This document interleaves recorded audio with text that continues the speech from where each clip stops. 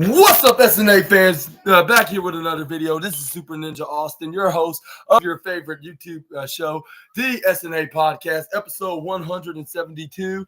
We're going to be talking about a very questionably interesting NXT episode for tonight, which is this is the NXT review part 18, and we're going to be talking about what exactly went down from start to finish. And we're going to start off on today's episode of NXT with a match that's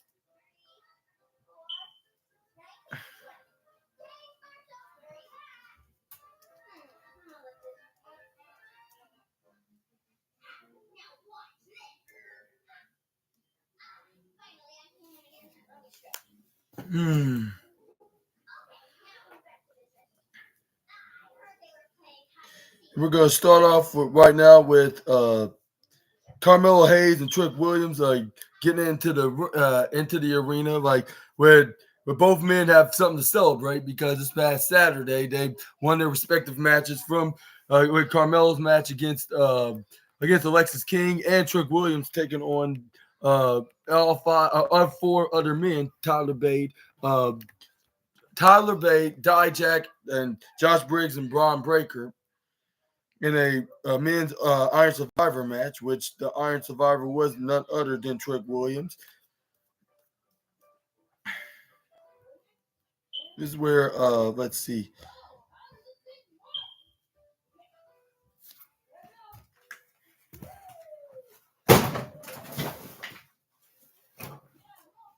Samson, go right here.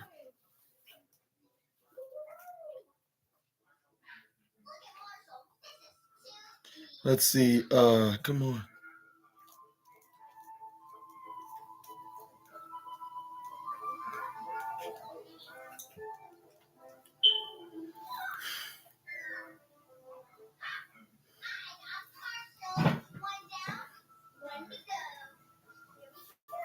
Okay, I got it right here.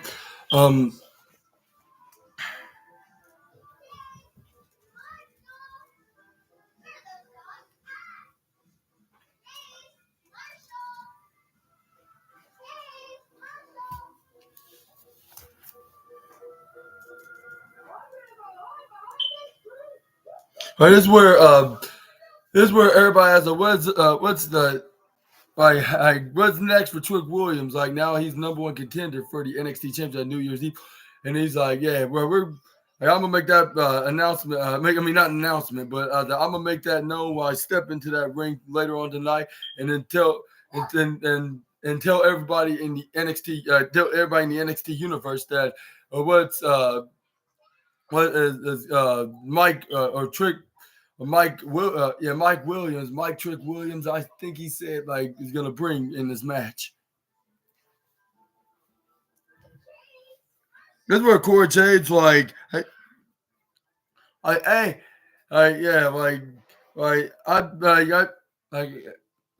I'm back here, and now you guys won't start being worrying about me if I'm okay, if I'm safe, or when I'm gonna come back here, kissing your pillows and picture frames of me, to go night with. Now I'm back, and he's like, and she's like, and she also says the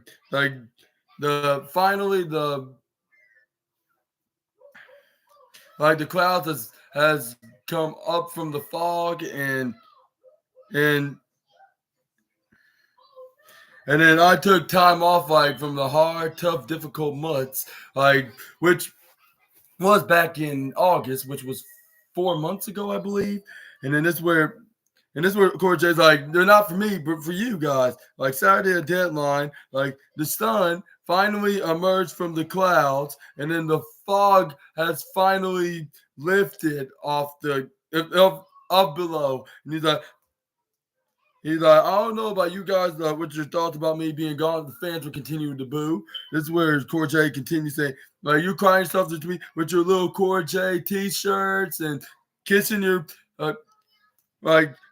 pillows of me, saying good night. And also, but don't worry, because everything is fine. I'm back now, And then she said, like, that's what y'all wanted, right? Like, well, at least the purge from Twitter and subreddit, of course. But anyways, 1 second, I'll be right back.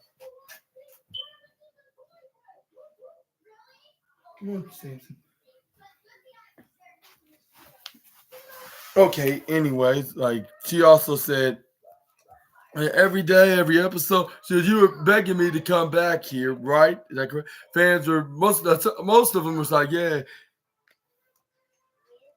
And he's like, y'all did not like me back then, but you love me now with all of a sudden? And then she was like, like Saturday of deadline was the best day ever in my career here. I remind everybody that no matter how deep the NXT women's roster may be, like everything is better when Cora Jade's around. And half the fans were clapping for her, saying like, and she was like all those women that Iron Survivor or like I gotta give them their flowers. Like that was one hell of a match they performed. She was like, but let's be honest, at the end of the day, like nobody wasn't talking about a single one of those women when they were all talking about the return of Cora Jade. And I was like, that's a shame for those women. And then I stood there holding that NXT Women's Championship high when I, like, before she can even finish. This is where Lyra Valkyria came out because that's her next answer, her next question, her next answer, I should say, or next words. This is where Lyra Valkyria was like, "Welcome back, Cora." Like, I never got a chance to say this, but I couldn't help but notice that you left out one key detail about the avengement there. The fact that you jumped me from behind and then at NXT deadline. And he's like, but you know it's crazy. It's crazy that you've been away for 4 whole months and nothing has changed about you. Are you still gonna try to take shortcuts? Just like you always have.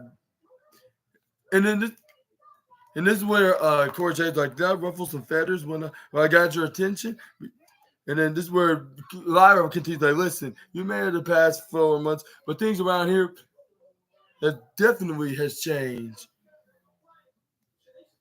And then Lyra's like, and then the same woman that you used to mess with, well, that same woman is the NXT Women's Champion right here. And then this is where she continued saying, I don't care, like, what generation this is. Like, I don't care what you think you deserve. There's nothing that you can do like around here, like as long as I'm champion. And this is where Blair Davenport interrupted her promo onto Corey J. And this is where Blair Davenport was like what? Like wow, like you may be on top right now, and he's like you. And he's like, I was one of the very I'm I'm the number one over the other 4 women that was in the NXT Iron Survivor match, and you're a winner in the Iron Survivor. And he's like, and Cora, you ain't sure as hell one of them. Samson, Samson, calm down. Hey, how you doing? Yeah, I'm doing all right.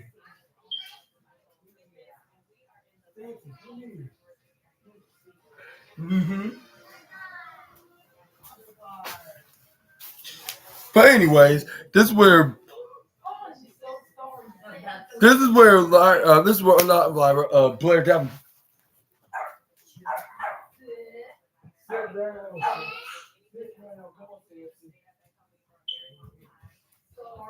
Sorry about that. Are you gonna come in or out? Yeah, you shut the door for now. Anyways. But anyways, this is where Blair Davenport said the NXT championship that I always wanted to be. And what else he said? And you need to be focused on me right now because at the time is ticking in a couple of weeks, and then the time is ticking in your reign right now, and then in 3 weeks from now on New Year's Evil, I will become the championship that always destined to be. Lyra Valkyria was like, don't worry about that. Like, I heard what you did. I heard what you did on. I heard and seen what you did at Deadline, and but there is no in hell that you will ever, never, ever take this women's championship from me. And he's like, I'm surprised. And he was like, I'm surprised that you two are not best friends, considering you love attacking your foes from behind. And then this is where Nikita Lyons came up afterwards. After she said that, this is where she was like, "Oh yeah, like I still forget that you attacked me from the parking lot, Blair." And then I want, and he was like, "And I want to get my restitution on you, Blair Davenport." This is where Blair Davenport staring at her. This is where Nikita Lyons like, "What? You think you're?" You think it's gonna be all right that you're gonna get you're good? And what you think you'll get away with it? And then she hits a strike right hand onto Nikita Lyons. This is where they start getting into a brawl altercation with their respective foes. With Nikita Lyons hitting fist right into Blair throwing right back. Same with between Lyra Valkyria and Cora Jade. This is where they start going back, like start going 2-on-2 until it was Lyra Valkyria and Nikita Lyons taking down the villainous heels and close on them out of the ring. This is where Lyra Valkyria grabs on the NXT championship like none of you women are going to take this from me. And this is where Nikita Lyons was standing tall with her. And this is where it was announced that we have a tag team match right before the end of the show in the main event spot, which will be Lyra Valkyria and Nikita Lyons taking on Cora Jade and Blair Davenport. Up next, we got the six-person tag match with the Metaphors Noam Dar, Lash Legend, and Oral Menza against Josh Briggs, Brooks Jensen, and Fallon Henley. This is where we start off with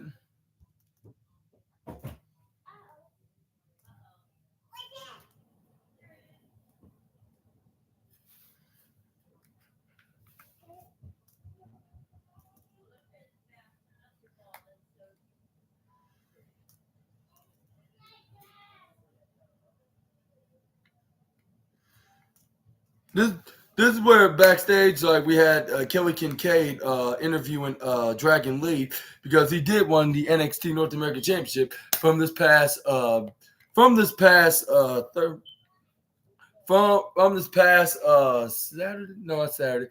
Yeah, it is from this past Saturday. I'm right. This is where he's like, yeah, and I did it by like I did won the NXT North American Championship alongside my idol Rey Mysterio, but I want to also dedicate this to Wes Lee for me taking his spot. Like, and I want to tell because if it hadn't been for him, I'm not sure if I would be the one that's NXT North American Championship.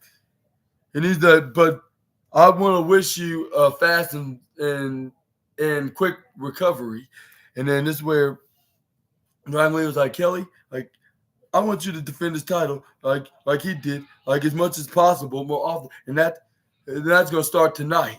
Like, I guess I'll see whoever I'll see this guy tonight. Like, and see you out in the ring, whoever you are. And this is where Kelly Kincaid's like, who you think this person gonna be? This is where Dragon Lee's like, I'll be in the ring and I'm gonna find out. And he said thank you in Spanish, which is gracias. But and then we do get the six-person tag match, which it start off with Fallon Henley taking on Lash Legend, like with Fallon Henley trying to go for a running springboard, running bulldog, looking like a country version of Trish Stratus. Like nothing insulting about calling country. I was saying like you're like the gimmick of like the country brawlers. Like this is what she's trying to go for. This is where what's her name is still hanging on to her of Lash Legend. This is where Fallon Henley tried to go for a wheelbarrow maneuver, but this is where she tried to go for the running bulldog. She pushes her right off of her. This is where Brooks Jensen tags himself in. Like this is where Lash Legend's like, all right, like how about you fight me? This is what Lash Legend was saying. Like you're not too much of a gentleman, are you? And this is where Brooks Jensen like, no, I will not lay a hand on a lady. This is where Lash Legend was not listening. She just continued going on and on until Oral Menza came in the ring. This is where he patted Lashley on the side. On the side of her arm, like he was like, "Can I get passed by?" And say, probably say, "Excuse me." This is where he tried to go for a striking forearm right onto Brooks Jensen, but Brooks Jensen ducked out of the way. This is where he hits a gut buster right onto Oral Men's and start hitting striking right hands right onto the Metaphor. This is where they start repeatedly hitting right hands right back and forth right onto Menza. This is where he hits a hip toss right onto Brooks Jensen. This is where he kicks him right to the left knee. This is where he puts a this is where Brooks Jensen tried to go Oral Men's up right for the clothesline, but he ducks out of the way. This is where Oral Men's start hitting knife edge chops and a running Uranagi slam. But this is where Brooks Jensen hits an elbow strike right into the neck. This is where he got Oral Menza into a headlock. This is where Oral Menza dips him right from the left corner ropes. Irish whip him to the right side ropes. This is where he does a leapfrog right onto Brooks Jensen. And then this is where he runs right from the left side, hits a spinning running bulldog. This is where Josh Briggs hits a shoulder tackle right on the Noam Dar when he tried to get in the ring. This is where he tossed him right with Oral Menza right onto the middle ropes onto the left-hand corner side. This is where they slide down the outside the ring, hits a big right strike, knuckle sandwich. This is where Fallon Henley picks up, Lash Legend picks up Fallon Henley when she tried to go for a crossbody, but she right onto her shoulder. This is where she tossed her right onto her male counterparts of the in this match, both Josh Briggs and Brooks Jensen.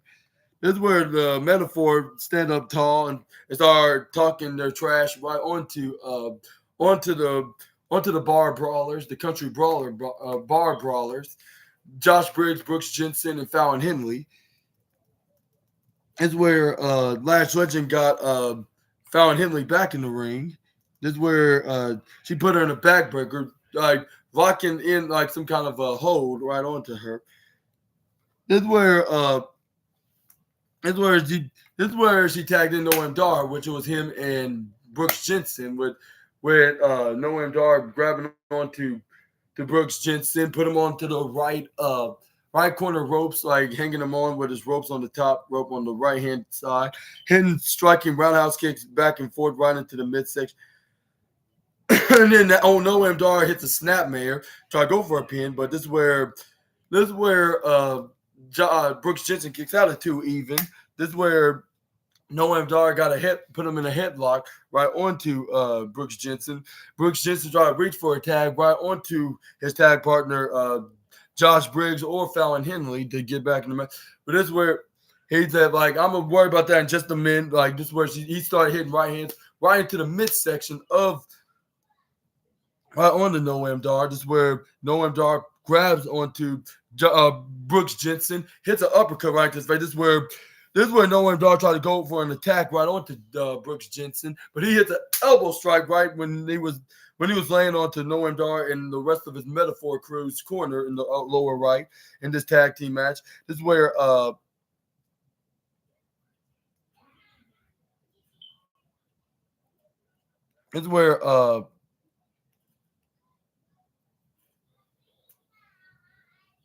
he hit an elbow strike, and then I believe he hit a clothesline from hell, like laid out both him and himself at the same time. This is where they try to tag in their respective partners. This is where Josh Briggs got tagged in while Noam Dar tags in Oral Menza. This is where they start hitting clotheslines right onto each other. Like, I'm not right on each other. I mean, though it was Josh Briggs doing that in the comeback move until he got countered. No, it was though. Wait a minute, not yet. It was tagged in Oral Menza, put him in his corner. This is where he hits a knee strike right when they Irish whipped him right into his corner in the upper left hand corner side. This is where he gets Oro Menza hits a knee strike right into the face of Josh Briggs. This is where he throws him right to Noam Dar, but he hit the spinning back elbow. This is where he goes for the pin, but this is where Fallon Henley thankfully went for the save and went for the save and stopped the pin. This is where Lash Legend tried to go for a grab and choke slam support.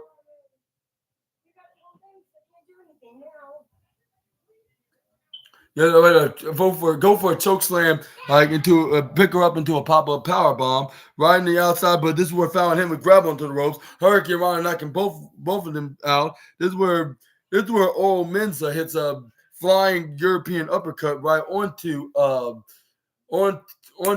Josh Briggs, like off the top rope onto the upper left-hand corner. Of course, this is where Jakara Jackson gets. This is where Jakara Jackson picks up her teammate Lash Legend, because this is where Tiffany Stratton came in. This is where they start throwing fists at each other. Tiffany Stratton until Fallon Henley had upper hand and hit the whacking smacked probably the skin out of her body, like so hard to that point. This is where she hits a striking forearm afterwards, like which led him to the backstage area. This is where Noam Dar was back in the match. This is where he tried to go for a suplex onto Josh Briggs, but Josh Briggs counters it, put him in a small package, and got the 1-2-3. Oh, no, not the 1-2-3. It was 1-2-2.9. Like this is where Noam Dar tried to go for that shining wizard kick, which he did so, but like it wasn't good enough to put him away, because he instantly got tagged in by Josh Briggs, his teammate. Like as soon as he fell on the outside, this is where Josh Briggs started hitting clotheslines, or right hands, I should say, right into the face of Noam Dar 2 times in a row, until he went repeatedly right into the right-hand side. This is where Oro Menza tried to turn Josh Briggs around and try to go for an attack, which I think he waited for too long and not just hurry up and attacked him. He just got knocked in with a right knuckle sandwich. This is where Irish whips Oro. This is where he throws Oro Menza right to his partner's arms under his left arm, I believe, in a DDT position. This is where Josh Briggs hits a big boot right to Noam Dar's face for him to hit the DDT. This is where Josh Briggs got back up. This is where, it's not got back up, more like he was still up standing. This is where he lifted up his clothesline up so he can expose the forearm out onto over his elbow pad, so he can put have more of a KO kind of impact of a force. Which he hit the maneuver on it. This is where he goes for the pin, got the 1-2-3, and he got the victory for both his kayfabe brother and sister. Him and Brooks Jensen and Josh Briggs and Fallon Henley. What's your thought about this match? Did it got you interested and invested? Let me know in the comments down below. But I would say it was perhaps the second match of the night. It was really good, like very interesting in a way. I'll say definitely the match of the night. I'll rank it up. Definitely second match of the night, not just any. I'll say not the first match of the night, because that's more like the main event match. But up next we got Carmelo Hayes. This is where Carmelo Hayes was attacked by somebody, which he did not sure who it was. Like, and I was like, I'll say he's either like there's two. I guess got to be like two different explanations. Like what this means. This means number one, explanation number one. It could be he's actually innocent, and it's really somebody like Alexis King or somebody else that remains to be seen in NXT. Or two, the second explanation, it could be Carmelo Hayes just faking it out, like so he can pretend that he's innocent, like So he can prove that he's innocent, but he's really making it up so he can be in the good side of Trick Williams and for everybody else on NXT, so he won't be the suspect of who attacked Trick Williams. And he's just doing that, so, and he can frame it on somebody else that whoever attacked him got to attack Trick Williams. But I think it could be Carmelo Hayes just doing that. I think that's the case, and he's doing that just so he won't be the suspect. But we're going to figure out probably by the beginning of January, which is next month in 2024, when it's the next year. But yeah, let me know what y'all's opinions about the matter in the comments down below. But anyway, this is what Trick Williams like. Who attacked you? Carmelo Hayes like, he was like, I can't tell you here right now, so I'm gonna tell you later. When I'm gonna tell you later, or like who like when I'll tell you later, like after you make your presence known as the Iron Survivor. This is where Trick Williams is like so, and he was like, but now since I'm clear and still clear enough to compete on this Friday SmackDown's United States Championship tournament, like I'm gonna reveal his ass out here tonight after when you're done. This is where Trick when you're done doing your thing. And this is where Trick Williams like, well, you know, I'm already ready to rise. And I'm going to take this Dragon off situation like we all good. And this is where Carmelo Hayes like, if you handle that your business, I'm going to handle mine.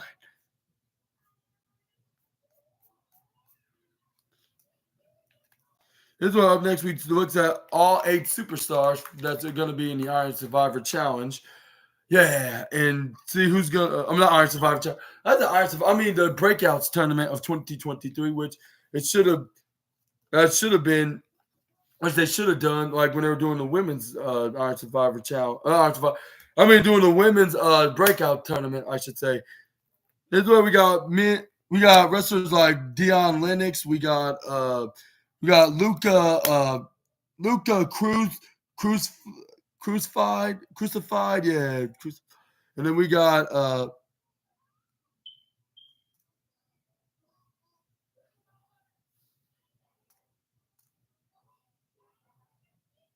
And then we got also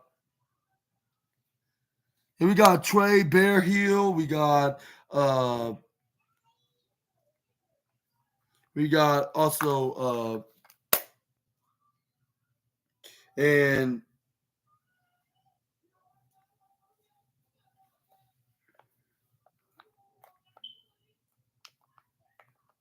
we got Tavion Heights. We got who else? We got Keeney Carver, which Vic Joseph said he's possibly the favorite to win this, which perhaps he is. Or it could be this guy right here from Chase U, representing Chase U as one of their students that found that Thea Hale's crushing on. It's Riley Osborne, which is started off with Miles Bourne against Kenny.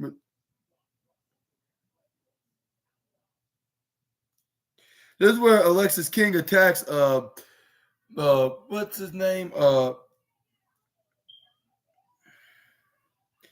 This is where Alexis King attacked.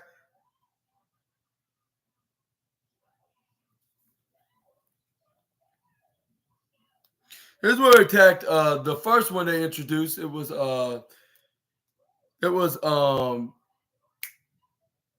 Bearfield, Trey Bearfield. This is where he attacked Trey Bearfield in his left leg, I believe, right with the steel chair, like out of nowhere, like just whacked him, and then later on he was announced that he's going to be replacing him into the Breakouts tournament. But anyways, it was round 1 with Miles Bourne against Keeney.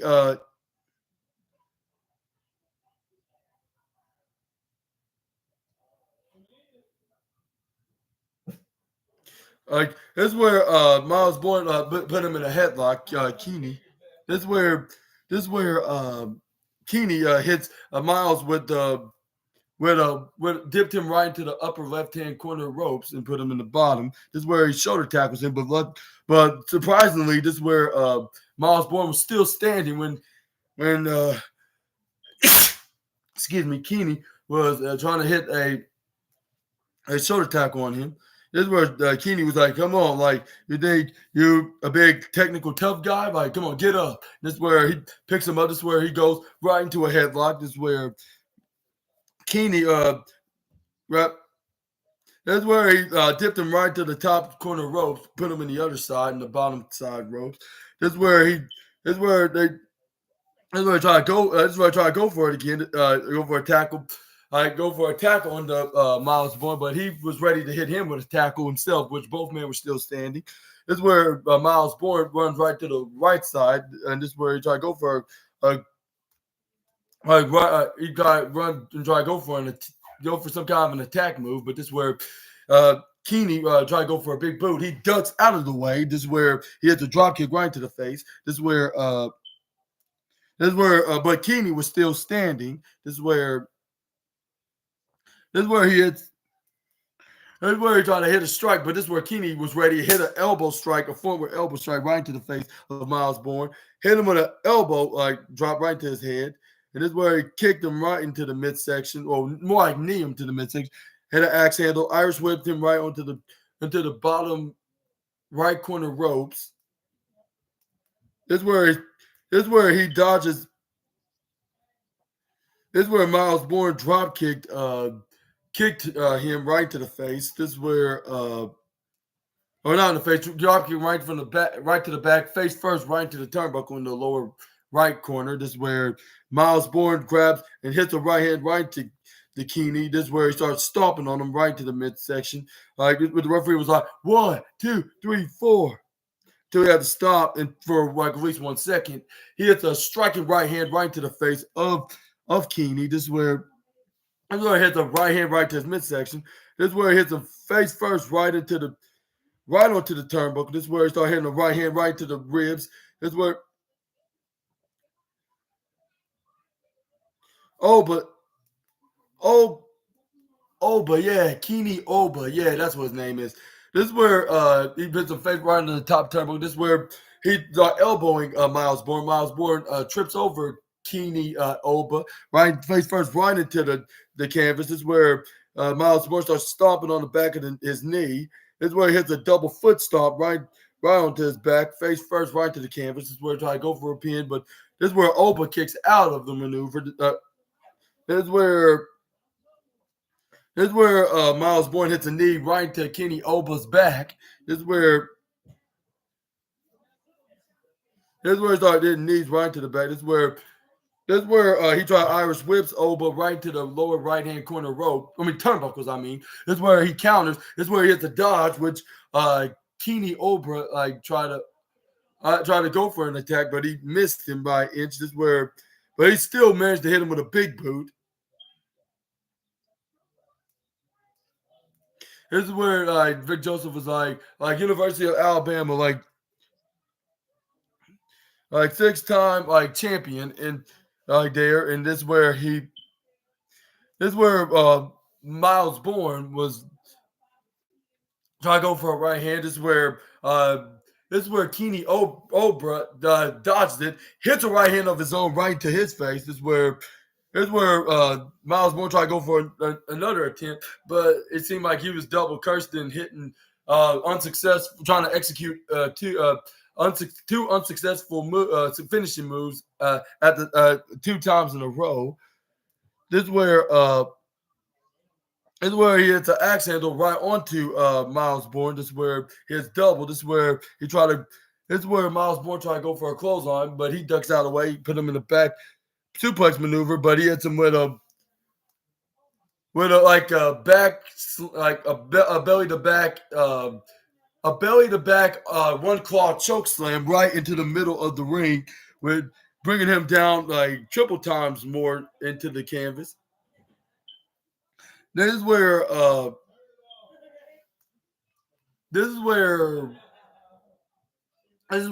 Kenny Oba was right into the lower right-hand corner ropes, hits a striking European uppercut, and this is where he Irish whip him right to the left-hand corner. This is where he clotheslines him, try to go for a clothesline. This is where Miles Bourne's duck out of the way, hits a Randy Orton-style power slam when Kenny Oba goes right from the left the left hand come from the left hand corner ropes, hits the power slam right onto him. This is where he goes for the pin. But this is where referee count to 1, referee count to 2. Oba kicks out at 2.999999999 double triple nine, 0.1 away from being 3. This is where Miles Bourne was like, "Come on!" And then this is where right after Miles Bourne's rolled out of the ring, this is where he tried to come out right on the apron. This is where he trips him over, slamming him back first onto the hardest part of the ring apron, onto the left corner side. This is where Oba was like, "Yeah, like let's finish him off and get ready for the second round, like which will be the semifinals." But before he can do anything like that, this is where he hits knee. This is where Miles Bourne counters countered whatever move he was about to hit on him, and put his right knee his right knee hit his right knee right onto Oba. Keeney Oba. This is where Miles Bourne tried to go for a DDT, but this is where Oba counters, slamming him right into the canvas. This is where Oba picks him up, wait for him to turn around, like when he gets back up, hit him with the pop-up Oba bomb, slamming him right to the ground, get the 1, 2, 3, merge to the round 2 of the semifinals, which that's probably in a couple of weeks. What you thought about? What's your thoughts about Oba? Like Oba Keeney, that's what his name is. My bad. Yeah, Oba Keeney. Yeah, that tongue tie was right, like I made. But Oba Keeney score his spot on the semifinals, like into the left side of the tournament, which will be round 2. Will be in 2 weeks from now, like the day after Christmas on December 26th. And who do you think is going to face in that round? Let me know in the comments down below. What do you thought about this match? Was it very interesting? Like, does it deserve to be second match of the night, or do you think it was just only a decent match that was only like well deserving of being in the mid card? Let me know in the comments down below. And then this is where they're talking about their irritations with of hanging. Like this is where with the like they're complaining about the heels, like trying to get under their skin, first it was Lola Vice with her breakouts tournament contract. Now it's first it was then it was Blair Davenport winning the Iron Survivor match, and then soon after Cora Jade attacked me from behind when I went face to face to Blair Davenport. Like what she called Cora Jade the biggest pain in the ass. But anyway, this is where Nikita Lyon was like, but before Nikita Lyon said anything, this is where Lyra Valkyria was like, oh, and also I'm not gonna let Cora Jade be in the way of me being the most the most successful NXT Women's Champion here in NXT. And I'm not gonna let her poison this women's division. And this is where Nikita Lyons was like, yeah, as much as you want Cora and want to seek revenge on her, like I want Blair Davenport like 10 times better than that. I should say, yeah. Well, I won't say better. There's no such thing as better. Like 10 times bad. I'll say. No such thing as bad. I'll say. The point is, I'll say, if you want Cora, as much as you want Cora Jade, like I want Blair Davenport like 10 times like more than that, like 10 times better, like Cora Jade attack you for one night, and Blair Davenport like she attacked me that put me on the shelf for nearly a year.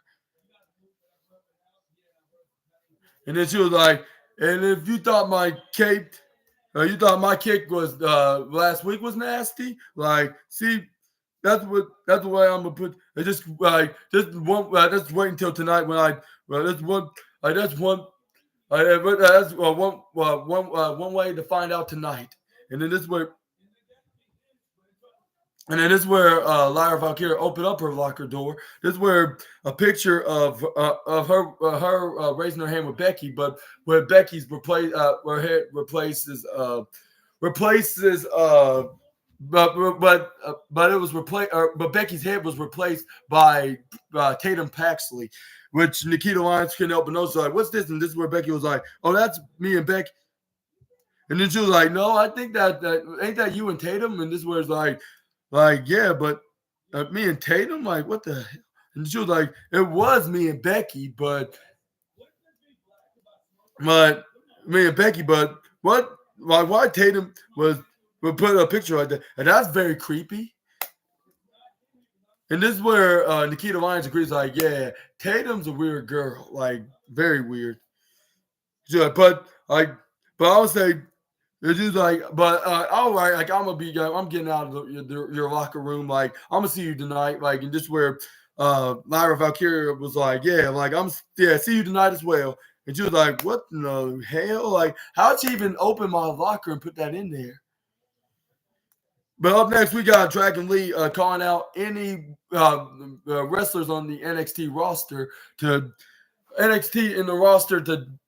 face him in a championship open challenge match up next, which it was none other than like the former NXT UK champion himself, Tyler Bate.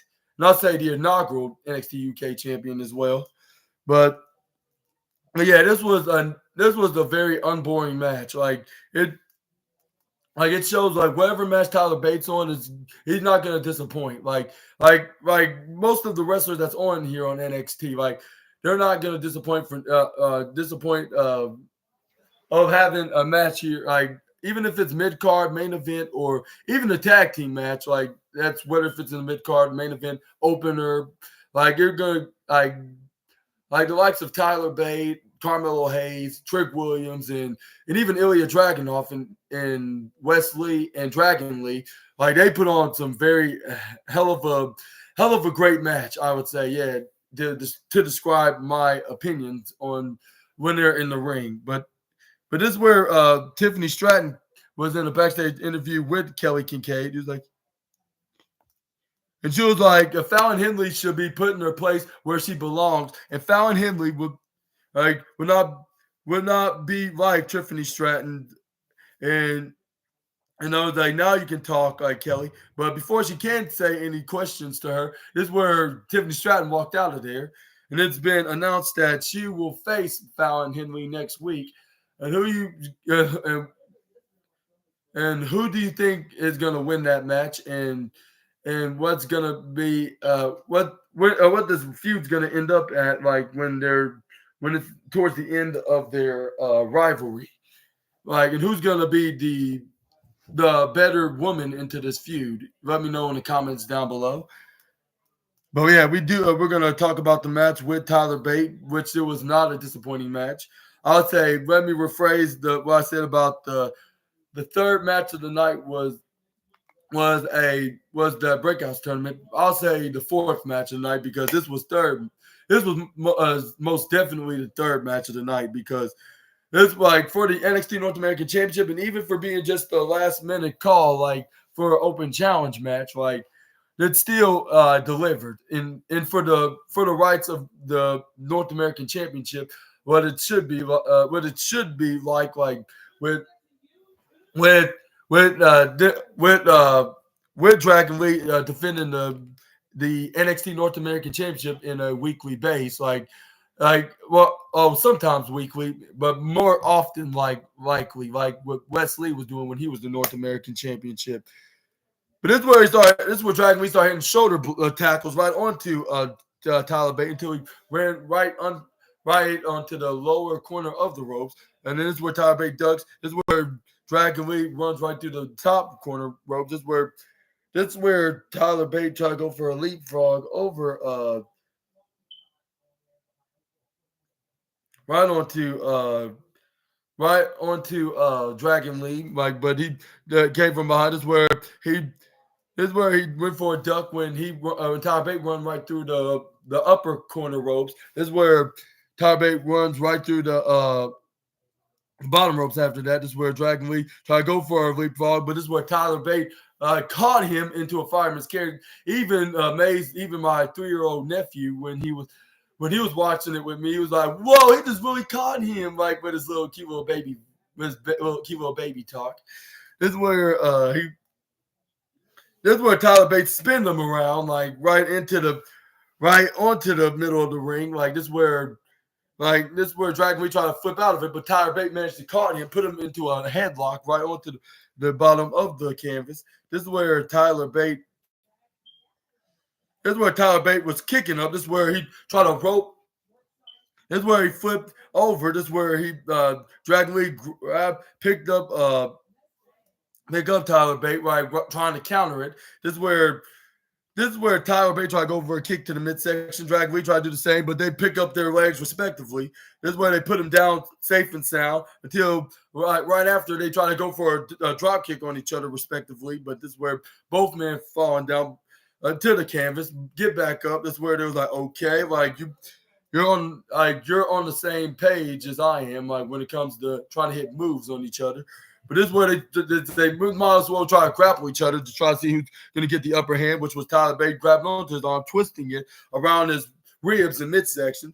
This is where he tried to Irish whip Dragon Lee right onto the lower corner ropes, like the lower right corner rope. But this is where Dragon Lee counters. This is where he kicks his right leg right onto the right foot, right onto the middle turnbuckle. This is where he tried to go for a clothesline, but he ducked right under between his legs.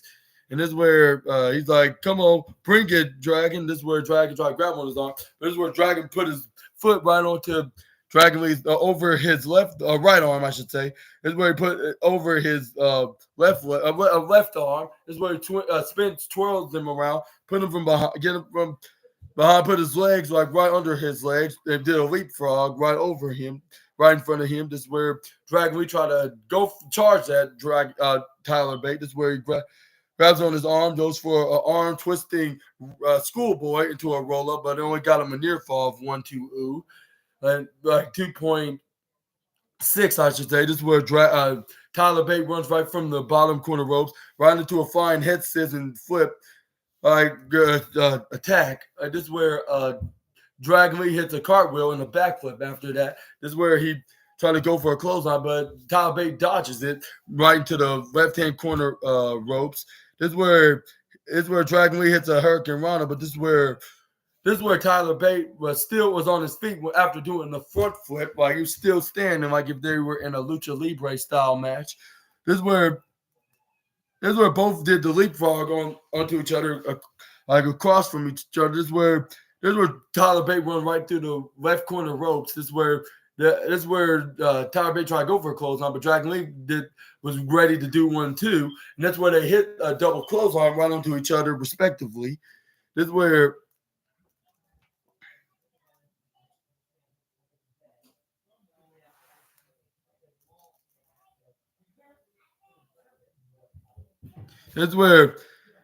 Tyler Bate got right onto the middle ropes on the upper right corner. This is where he hits a thunderous European uppercut right off the mid rope, right into the face of Dragon Lee. Dragon Lee gets back up. This is where Dragon Lee rolled out of the ring. This is where Tyler Bate hits a left corner hits a left corner dive right off the top ropes onto the left hand side and down to the left hand corner ringside area. This is where Dragon Lee got. This is where Tyler Bate was. This is where Tyler Bate got Dragon Lee back into the ring. This is where he Irish whips him right onto the top right corner of the turnbuckle. This is where he goes for an attack, but he gets instantly super kicked right into the face by the North American champion. This is where Tyler Bate rolled out of the ring through the bottom ropes onto the left-hand side. This is where Dragon Lee spot this out. This is where he runs right from the right corner ropes through there, and then did a suicide dive between the top and middle ropes onto the left-hand side into the left-hand corner of the ringside area, like knocking down Tyler Bate. This is where Dragon Lee puts him back in the ring, put him right into the bottom left corner rope, or bottom left corner turnbuckle, right to the bottom, right onto the bottom. This is where he was in the top, and then onto the top apron, springboard onto the top corner ropes, and back inside with a thunderous drop kick right into the face. This is where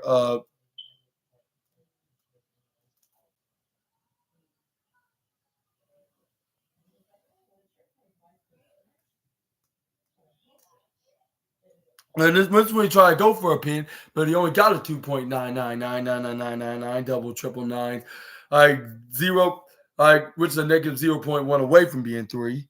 This is where like after hitting a huge drop kick right to the face, this is where Dragon Lee was getting ready to hit his second finishing maneuver, that surfboard DDT. But this is where Dragon Lee got caught up top in the heavens, and with Tyler Bate put him on the shoulders into a fireman's carry, a spinning fireman's carry, like spinning him around like a dozen times in a row, and slamming him right into the middle of the ring. This is where Tyler Bate got back up after slipping down, like after doing so.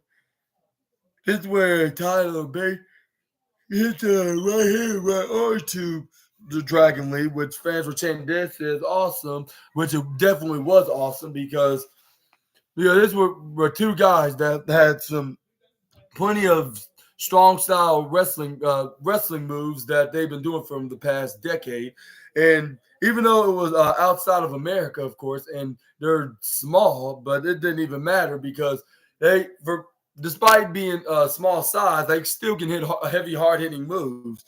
Like just like for the fact that they've been doing this for at least half a decade, like in their late teens, but like they still are good. Even like still, they're doing like if they wrestling like if they're already in their 30s, like both Lee and Bate, but they're in their mid 20s, like and they're still fighting that good.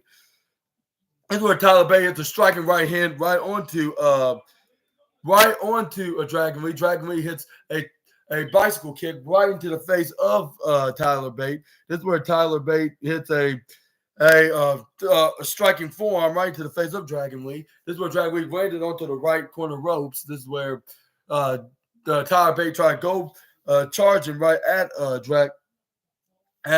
Dragon Lee, but Dragon Lee dodges out of the way. He runs right through the right hand corner ropes. This is where he dips him, hit him German suplex right onto him. This is where Tyler Bate still was standing. This is where he hits a rebound head dipping clothesline right onto Dragon Lee, like nearly having him. Like this is where he tried to go for the pin, but the referee counted one, referee counted two. But if Dragon Lee didn't got his shoulders up right before the referee touched the mat, that would have been three, and we would have seen a new NXT North American champion. But he jumped right up, right into a quarter mid-air, like right after the referee tried to smack three. This is where Tyler Bate was like, how, like, and what kind of power made him kicked out of that? Even though that was my signature move, like still, like I should have made him at least like 99% out cold for the count. But unfortunately, not exactly 99%. But this is where he tried to go for a moonsault right off the top rope. This is where Dragon Lee grabs onto his legs. This is where he knocks him down right onto the jewels, like onto the turnbuckles. Like, ouch. That's not a good sensation. This is where Dragon Lee hits a single axe handle right into the face of Tyler Bate, make him fell down. This is where he's still hanging on to the ropes onto the side with him hanging off. This is where Dragon Lee was getting ready to go up on top. This is where he was getting ready to hit a double foot stomp onto the former NXT UK champion, which he did so. This is where Dragon Lee was getting ready to hit his stand up power bomb. Hit him with that sit out spinning pickup power bomb. This is where Tyler Bate flips out of it, hits his finishing maneuver, which is the Tiger Driver. This is where Dragon Lee counters out of it into a Hurricane Rana, rolling him up into a pinfall after doing the Hurricane Rana. And then this is where the referee counted one, referee counted two, but But Tyler Bate got his legs and shoulders up right before 3 at 2.99999999999, double triple nine, like 0.1 away from being 3. This is where Dragon Lee tried to go for an attack right on the Tyler Bate, but he put up the stop. But Tyler Bate put up the stop sign, struck him with the right hand knuckle, or was it left hand? Which I would say it could be left, but I'll say right for now. I'll say, yeah, I'll take some. Oh, that's cute. Okay, you out there when Uncle Jimmy and Super Ninja Austin get done. But anyway, this is where Dragon Lee. This is where Tyler Bate tried to go for the rebound clothesline, like the head ducks out right in the through the top and right, top and middle ropes onto the top and middle ropes onto the right hand corner side. This is where he tried to go for the clothesline. This is where Dragon Lee counters into a knee strike. He hits that surfboard dragon maneuver. Got the 1, 2, 3. Retained the NXT North American Championship. And like I said, this was third match of the night, and it was really very unboring. Like, you can watch this whether if it's on Raw, SmackDown, NXT, any day, or even AEW, and they will not disappoint. Like, they have that talent, they have that prestige inside of them in this industry. Like, and they need to be recognized as a future main roster world champion in the foreseeable future. It may not be this year, it may not be next year, but think in a couple or a few years, they should be looking at them as future main roster main eventers. Whether if they're challengers for the world championships or championships themselves. Oh, thank you, Summer. You like it? It was good. You look like chocolates you get on Valentine's Day. Oh, yeah, Valentine's Day. Mm-hmm. That's right, Birdie. But yeah, this is where Dragon Lee showed some sportsmanship on the Tyler Bate, handshaking him, picking him back up, and he was sat onto the ground, gave him a huge hug onto him. He just comment how great they did out there. In the ring, I should say. This is where he celebrated with Tyler Bate. Tyler Bate leaving like you're still your North American champion to the fan, but the fans cheer along with this guy. This is where we had backstage, but this is where give me my bad. Some chocolates my mother's making because she's about to be a pastry chef. But anyways, it's where Josh Briggs and Brooks Jensen and Fallon Henley were celebrating their victory on their match earlier tonight. And backstage, it's where this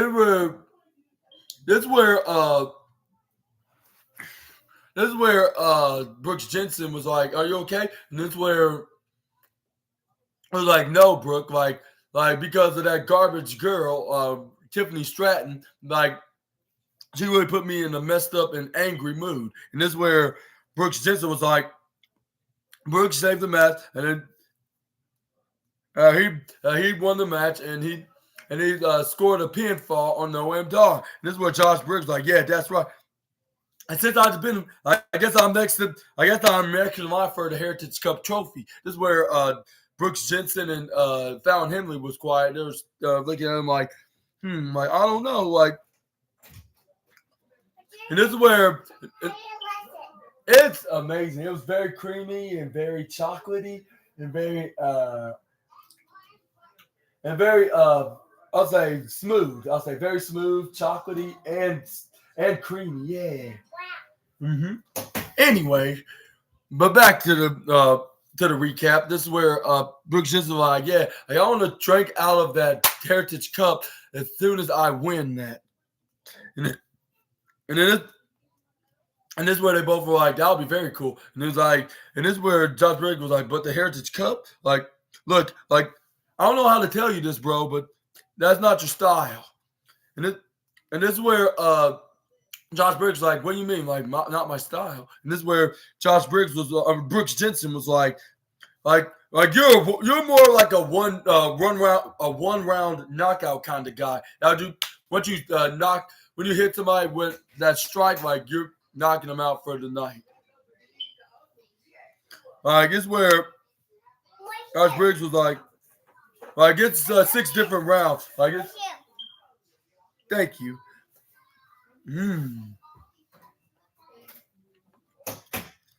But anyway, just where what does that matter? It's like if I knock him out with one good knockout, like then I win the match, and that makes me Heritage Cup. This is where Brooks Jensen was like, that's true, definitely. And he was like, the Honor Survivor, that was not my style as well. But you see me what I did out there. I did great. And you even congratulate me, and you said that it was that I was built for this. And this is where Brooks Jensen responded like, yeah, and I meant every word of it too. Josh Briggs was like, I gotta keep this momentum keep going. Like, and I need to think of outside the box more often. And this is where Brooks Jensen was like, I'm with you on that. Like, yeah, definitely. This is where Fallon Henley stepped in, and she was like, I mean, that was good on the cup. And this is where Josh Briggs responds like, that's what I'm talking about. And he's like, and Brooks Jensen was like, all right, let's do this. Let's see who's going to be the winner of the Heritage Cup. Let's put. All right, and this is where like bang, bang, and this is where Brooks Jensen was like, come on, put it up, girl. That's you. Yeah, you do, sis. Put it up, girl. And then this is where Fallon Henley put the fist up, which they're trying to do their own thing, like what the metaphor would do. But what do you thought about Josh Briggs challenging Noam Dar for the Heritage Cup trophy? And do you think that he could possibly win and put a shocker onto Noam Dar? Let me know down in the comments below. Which I think he could win. That depends. Like if he shows that he's more over than that style, and he's doing better than Noam Dar's been doing it from the past year and a half or even 2 years of being in that division into the Heritage Cup since the NXT UK days, of course.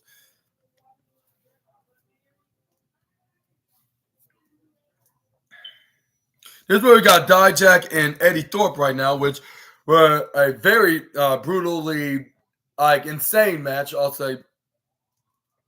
Because this is where Eddie Thorpe, when he entered into the ring, this is where he was in a brawling altercation ringside with Dijak.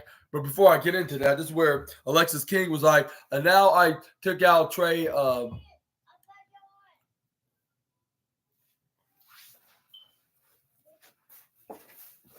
Got more. Okay. But anyway, this is where Alexis King was like, now I took out Trey Bearhill. Like, now I'm been added to the. This is where Ava was like, like that. Like, since you're new out of here, like you're new around here, and those guys want a piece of you, and they all want to fight you, like, into this tournament and in general. This is where. And this is where, but since you're the new guy around here, and because that's not really it wasn't that much of a good idea. But since you're the new guy around here, like you're going to be replacing Trey Bearhill into the Breakouts tournament. This is where in the men's breakout, and this is where Alexis King was like, "You don't say," yeah. And this is where he started flirting and hitting on her, saying, like the Breakout tournament. Like you just made my night, like Ava. Like, and as a fellow second generation or as a fellow generational superstar, like like my like both like for myself, like I'm gonna see you around. And this was like what like I don't know what's up with him right now, but yeah, that's very odd. That's what she was looking like. This is where Vic Joseph was like, that's very delusional. Now what planet he lives in. And this is where Booker T responded like, what a great star. But this is where we're going back and forth on each other. This is where until Dijak slams the back of Eddie Thorpe right into the top left corner turnbuckle, making it explode and break off of the ring post that it was hanging off of. And landing him back first and hurting his back even more. And he was hitting the turnbuckle pad right onto the midsection of Eddie Thorpe, which they made the fans start chanting, "Holy sugar honey iced tea! Holy sugar honey iced tea!" But they didn't say sugar honey iced tea. They just said the initials that spell into the words that starts with those letters onto sugar and honey and iced tea. But they were saying that, but they're meeting that out because, of course, it's USA and not on Peacock. Well, at least in America, it's not. It's not. Well, at least in America, like Peacock, of course, or and outside in certain other countries, and still has the WWE Network until they move it like exclusively fully on Peacock on other countries, which I heard from all over YouTube. Like there's some of the half of the countries that still watches WWE content, including their premium live events on the WWE Network streaming service, which on the streaming service, but it's but in America here, it's been on Peacock for the past 2 years. Like when Peacock was a streaming service for Comcast, like where you can watch all the movies and stuff that has associations with Comcast with NBC. But this is where the security guards. This is where the security and the referees were telling. Anyway, this is where Dijak was slamming the turnbuckle still on his midsection. Like stop, stop, stop. This is where they're telling Dijak to stop. Like he's already been brutal enough. This is where he went outside, out of the ring until he thought of it. He went back in the ring. This is where he tossed. This is where he tossed Eddie Thorpe right onto the top of the middle turnbuckle supporter thing where I was hanging between the turnbuckle, that metal part, like that middle long part that was holding the turnbuckle onto the rear of the ring post into the middle side of the post. Like landed him right on, like boom, my midsection, my gut, like that's what the referee's like. All right, get out, and this obviously not. That's obviously not a.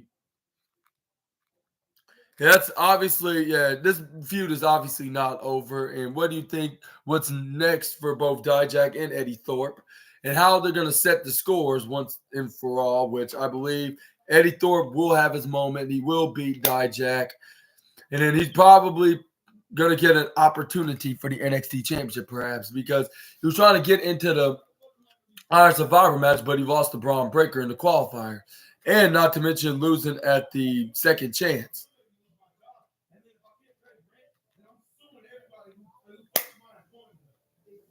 And we're gonna talk, and we're gonna move on to the next slide, which is Andre Chase trying to find out how to fundraise some money so he can pay off the debt that he created for Chase University by using the financial aid funds on gambling with with Tony D'Angelo and Stax Lorenzo of the family.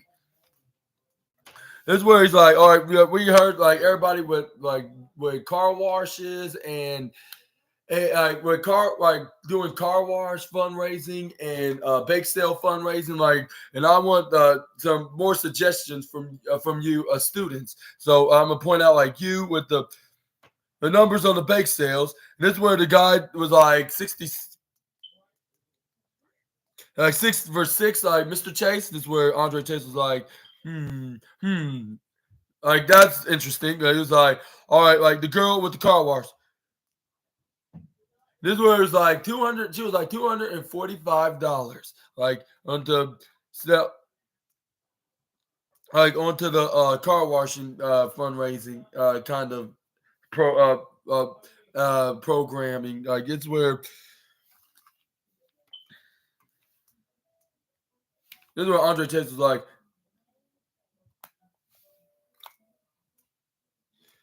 This is where Duke Hudson was like. And this is where you got to start somewhere. This is where Duke Hudson was like off of 1/4 on 1/4. And then this is where like that's an interest. Like and this is where Andre Chase was like, Duke, don't worry. Like we're just getting the beginning. I'm gonna handle and take care of everything. And then this is where Duke Hudson was like, really? Like, no offense, but you look like sugar honey iced tea. Like which he said the word, but they censored it out. Surprisingly, usually when either him or Andre Chase say the S word, they usually don't censor it out. Like they may when they say the F word, say shut the F up or something like that. They censor that out, but they don't censor out sugar honey iced tea. But it's very rare for someone in Chase U of them censoring it out. Like they're considering they're trying to make them like AEW wrestlers for saying that word. I suppose, but this is where Andre Chase was like, well, like now just not continue, like just like I continue to think about more ideas to make more money. So please, like, keep brainstorming in ideas. And then this is where she was, and this is where Thea Hale said like he's on next, and then this is where JC Jane was like, what? So, what you want? You want to watch this match on the Chase U section? And she was like, "Yes, absolutely. I gotta see him." Which was Osborne, something Osborne. I forget his name, but it's the guy that Thea Hale's been crushing on from the past week. Ever since that Andre Chase made that announcement that announcement that he used the financial aid funds from Chase U on gambling with Tony D'Angelo and them, and then that got him into debt, and they need some help from the students to raise money to pay off those debts, and then yeah, and that's but yeah, Thea Hale like ever since like when that Osborne guy like made had an idea of making money. This where catch the eye of Thea Hale, which he had somewhat of a crush on him, which he continuously do, and she always keep following him on what's next for this guy, which he's one of the breakout stars into this breakout tournament of the male side or the men's side, I should say, in NXT.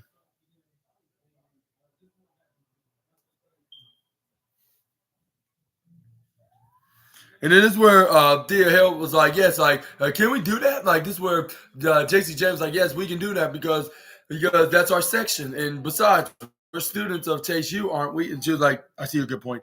This is where Chase was like, all right, you girls can go see, I forget his first name.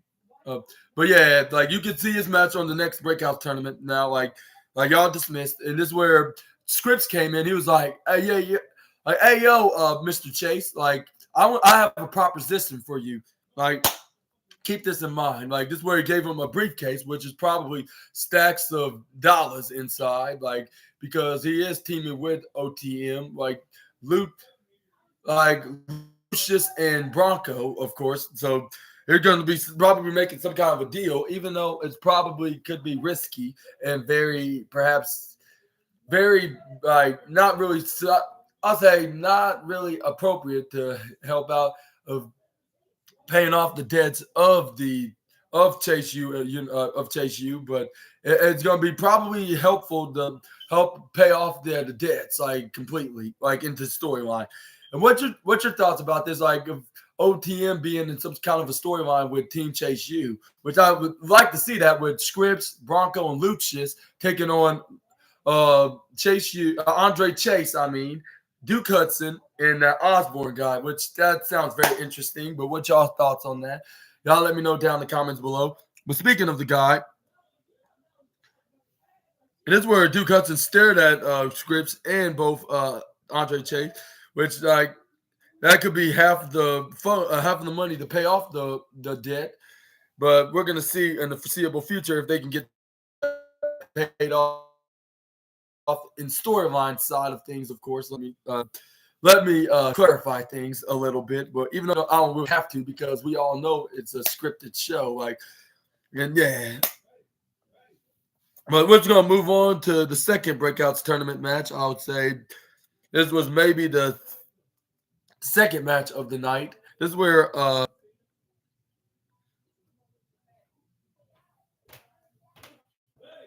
it was a backstage segment with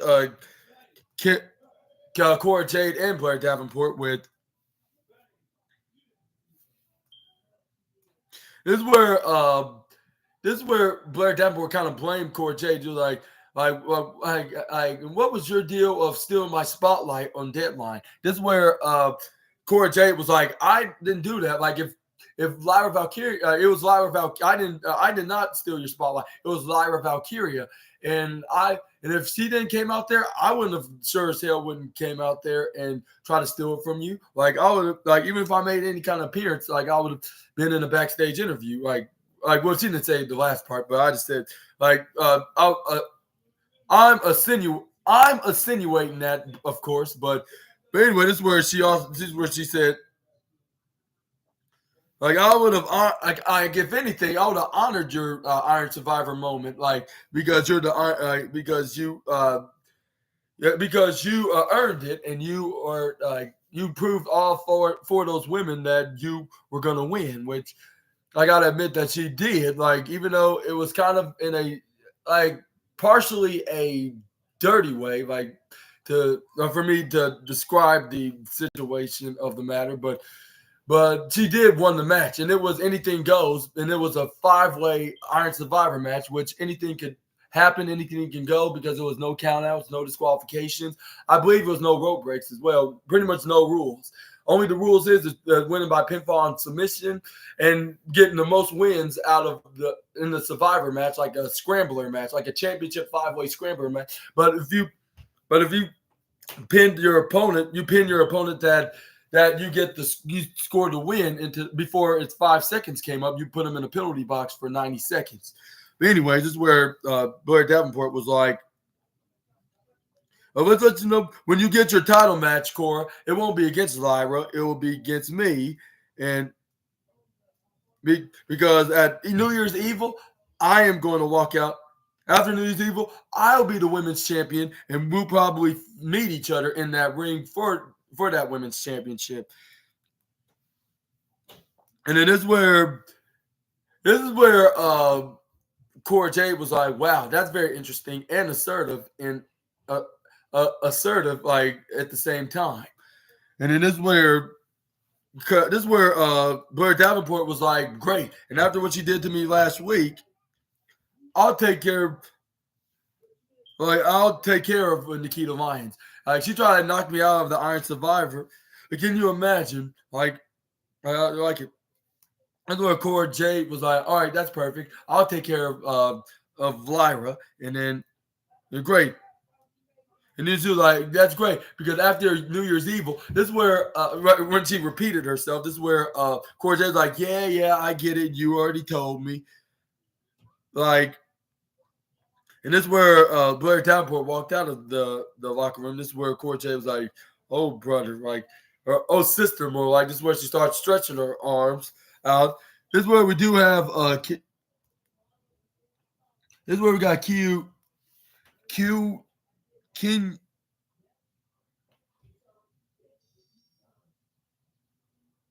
This is where we got Kenyu Carver. Kenyu Carver, taking on this is where we got Kenyu Carver taking on Riley Osborne. That's what his name is, Riley Osborne. Let me apologize for at this moment for forgetting his first name. But this is where we had JC Jane and Thea Hale was in the ringside area. Not the ringside area. I'll say more like in the Chase U section of the audience, watching Riley Osborne take on Kenyu Kenyu Carver. That's what his name is. This where it looked like Kenyu Carver nearly had him on because he slammed him right to the ground, choking him and trying to squeeze his head in. And they said he was trying to get into football because he was inspired by Ray Lewis, which it made Booker T was being excited and cheering cheering of joy, saying, "Oh yeah, this is the man of our." This is our man in our business inside this squared circle. And this Kenyu Carver is going. I think he's going to be the next breakout star in the NXT tournament.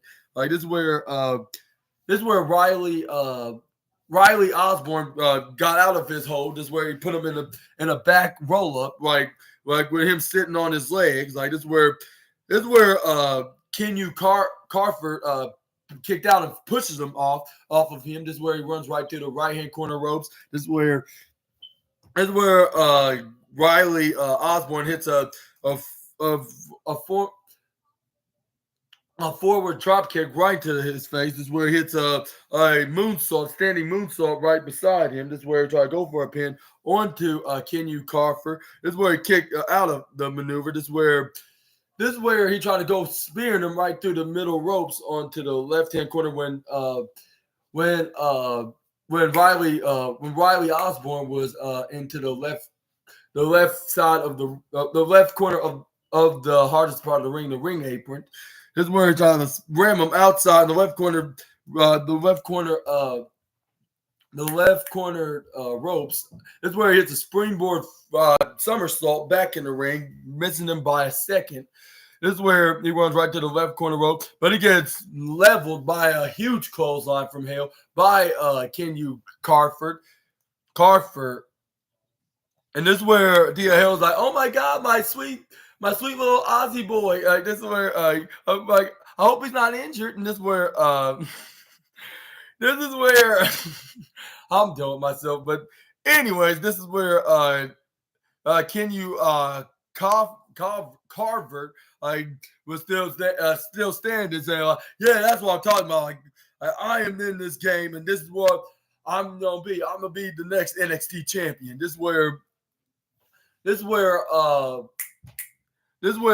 Riley Osborne went right to the upper right corner. This is where he tried to charge at him, but he gets kicked right to the face.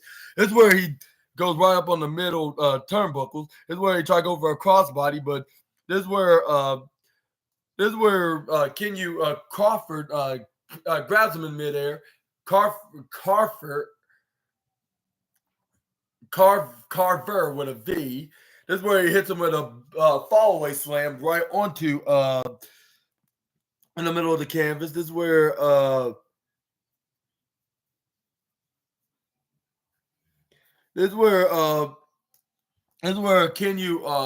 Kenyu Carver was getting ready to hit a striking spear right onto Riley Osborne, right, stalking him right onto the lower left corner. But he's like, "Oh, what the heck?" It's a striking forearm right into the back of the lower back of Riley Osborne. This is where he started ramming his shoulders right onto the lower back, trying to bend his lower spinal bone right forward, back and forth. This is where he hits a spinning back suplex, looking like a deep six, and like a forward slamming Blue Thunder bomb with him going down with him. But this is where he tried to go for a pin to Riley. Go for a pin to Riley Osborne. This is where he tried to go for a pin, but the referee counted 1, referee counted 2, but he kicks out at 2.999. I mean, or 2.8, I should say, 2.8. This is where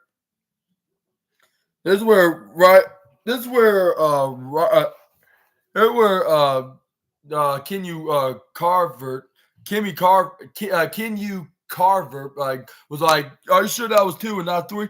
This is where he started doing like a single single knee camel clutch right onto onto Riley Osborne. This is where Riley Osborne was I gotta escape. He rolls out, escapes. This is where Riley Osborne was back up. This is where he was fighting back against Kenyu Carver. This is where he hits a striking left elbow right onto the face of Kenyu Carver. This is where he strike right back at Riley Osborne. This is where Kenyu Carver try to get ready to do like a slamming move, but this is where Riley Osborne hit the striking chop right to the chest. Let's hope Gunther don't go back to NXT and murk this poor handsome guy. Well, in Thea Hale's sake, I call him handsome, which I'm not into guys, which obviously, of course. But this is where Kenyu Carver try to go for a clothesline. This is where Riley ducks out to the way. Riley Osborne runs right through the right corner ropes. This is where he hits a back leg wheel drop kick. Then he hits a missile buckle drop kick right onto Kenyu Carver and right to the turnbuckle. This is where he landed right on it. This is where he was getting ready to hit his signature maneuver, which was some kind of a splashing kind of attack maneuver, but he gets caught, intercepted when he run right from the top corner ropes right through the middle of the canvas. This is where he gets intercepted into a shoulder block, I should say, from Kenyu Carver right when he ran right from the right corner ropes. This is where Kenny Carver's like, pounds. And this is where Booker T said his Chucky Ducky quack quack catchphrase, which I haven't heard from the past couple of weeks. Like that was very unusual. Like I never heard him say that in a couple of weeks. Like what is up with that? This is where Carver start standing right onto the bottom corner. The bottom ropes onto the top corner. Like while he was grabbing onto Riley Osborne off the top of the apron, which is the hardest part of the ring. This is where Riley Osborne pulls his arms and have his torso hit right to the bottom the middle and top ropes of the top corner. This is where Riley Osborne went right on the top rope. This is where he was getting ready to hit his diving finishing maneuver right off the top with the Chase U, the rest of the Chase U students, including Thea Hale, was standing on their feet like, come on, Riley, you can do this, come on. This is where he hits this big shooting star press that looked very perfectionately perfect. This is where he goes for the pin. This is where the referee counted the 1, counted the 2, and he got the 3 and got the win, merging himself to the second round, like unto I believe in the left side of the tournament, like of the second round, like that'll be in 2 weeks from now, December 26th, like which is the last NXT until the last NXT of 2023 until New Year's Eve in 2024 in January 2nd, 2024. But yeah, make sure y'all stay tuned for then. And I'm going to be doing my special New Year's Eve edition, my first ever New Year's Eve edition of the SNA podcast review. But this is where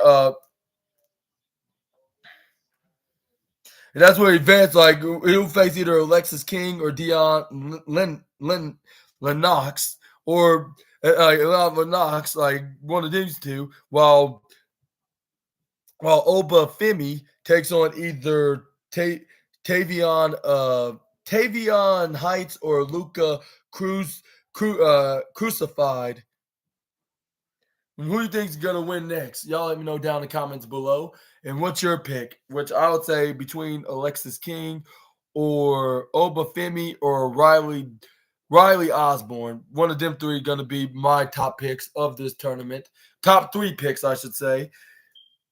But yeah, we're going to move on to the next segment, which was Dragon Lee bumping into Drew Gulak, Damon Kemp, Charlie Dempsey, and Miles Bourne, which he was like, hey, like, and this is where Dragon Lee, like, this is where Drew Gulak like, hey, I did just the guy I'm looking for. This is where Dragon Lee's like, all right, what do you want, Drew? And this is where Damon Kid's like, whoa, like he like whoa, like take it easy, like we're just here to talk about some sportsmanship here, like this is where. And this is where Charlie Dempsey was like, "Hey, Drag, yeah, because we come in peace, and we want to have a little chat." And this is where we're here to talk, do a little chatting, and because we have some interest about you, Mr. Dragon Lee. Uh, this is where Drew Gulak was like, "Yeah, we got some couple questions for you." He's like, "This touching tribute to Wesley, like, is that gonna be like?" And that's gonna be a more often kind of situation, or is that just a one-off? And this is where Dragon Lee was like, you know, like, he was like, no, I'll pay tribute to anybody that I'm very cool with, and anyone that's and that's anyone that's humbling, and whoever that and whoever those who actually cares about like being being a good being a good sport basically, like, and he said like something like that like in Spanish, which I'm not sure what exactly he said, because I really I really do not know any kind of not much of Spanish languages at this time. But yeah, this is where he said. He's like you don't know anything what I just said, and that's where Drag after he said his words. This where he's like, you don't know exactly what I said because you probably don't know the no Spanish, do you? He's like, well, I wasn't thinking about. I've never thought of taking Spanish lessons, but now that that's a good idea. Comes to think of it now, like, but though, how about next week? Like you Like, though, like, how about you? Accept one of us to be your next open challenge opponent for a match next week. And he's like, and he was like, so you accept our, and before Dragon Lee can even answer, this is where he's like, so you accept our challenge for next week. Aha. And that's where a match I call it a match, I guess. He was like, yes, like, how about me against either one of you four men in that ring? Like, which one of you four want to step up with me next, like, in the next 7 days? This is where Drew Gulak was like, like, who's gonna be? Like, it's gonna be you, Miles? Or no, it's gonna be you, Charlie? No, it's gonna be you, Damon? Like, or it's gonna be me? Like, no, you're just gonna have to wait till next week, Dragon Lee.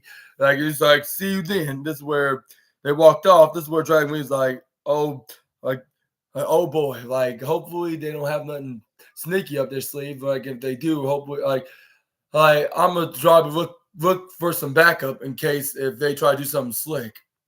And who do you think's gonna face Dragon Lee next week? Is it gonna be Charlie Dempsey? Is it gonna be Miles Bourne? Is it gonna be Damon Kemp? Or is it gonna be the leader himself, Drew Gulak? Y'all let me know down in the comments below. But whoever it is, I think Dragon Lee's going to win, regardless.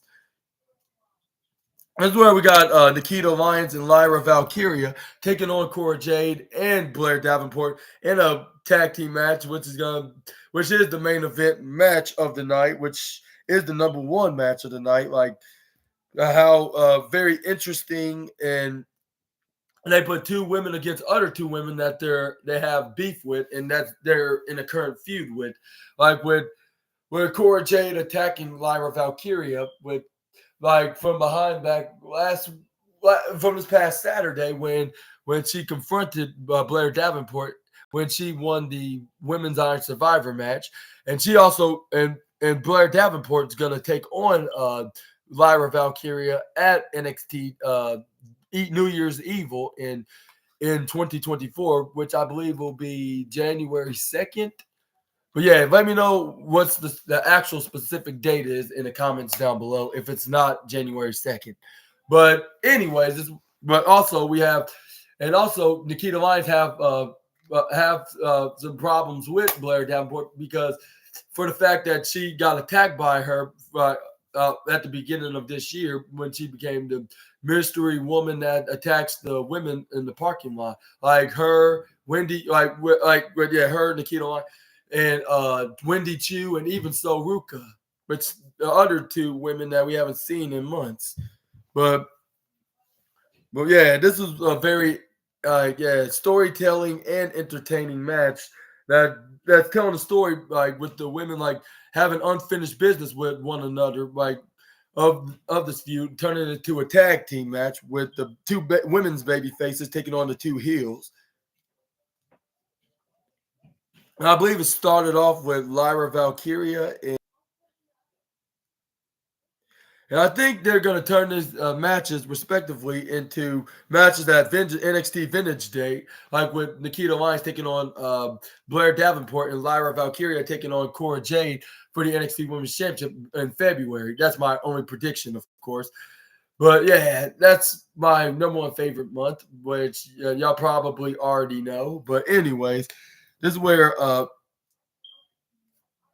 well, it was Blair Davenport and Lyra Valkyria. Let me rephrase that. This is where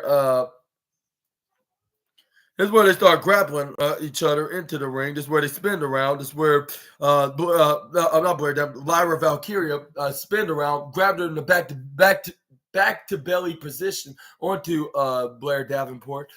She arm dragged him off of her. This is where. But this is where Lyra Valkyria turned around, snap mirrored her. This is where hit her with a snap mirror flip, trying to have her sitting down. But this is where Blair Davenport gets back up. This is where she tried to go for an attack to Lyra. Lyra counters for any attack that she was about to do to her and put her legs, not her legs. I mean, Blair Davenport's head between her legs and spin her around and turn her around to a schoolgirl roll up. As the referee only counted to one even. This is where Blair Davenport tried to go for a side swiping kick right to the head onto not Blair Davenport. Blair Davenport was doing that to Lyra Valkyria, but this is where Lyra Valkyria grabs onto her legs, swing her back, and hit back first right onto the canvas.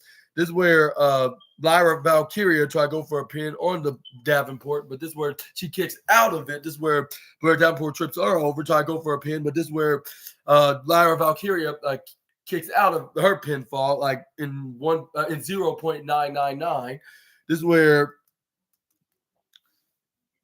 she snap mirrors her, struggling and slowly but surely. This is where she runs.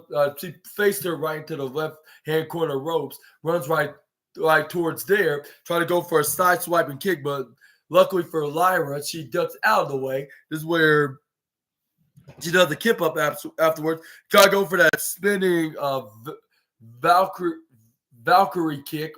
I'd say that's what she called it, the Valkyrie kick. Like she spins around and try to hit her right into the face. This is where the Blair Davenport luckily ducked back so she wouldn't get kicked and get finished off by the current NXT Women's Champion. This is where Cora Jade was tagged by Blair Davenport. This is where she was like okay, like go in, like don't touch me ever again, only just a tag. And this is where Cora Jade's like you wouldn't be NXT Women's Championship if I wasn't if I didn't left this brand in the first place. And this is where Lyra Valkyria was getting so annoyed with Cora Jade's mouth. She started striking forearms right to the face of Cora because she's been running her mouth all day ever since the beginning of the show. But this is where she tried to Irish whip Cora Jade right from the top right corner turnbuckle towards the bottom left corner turnbuckle, but she got countered, and this is where Cora Jade Irish whip counters out of her Irish whip and throw her into an Irish whip.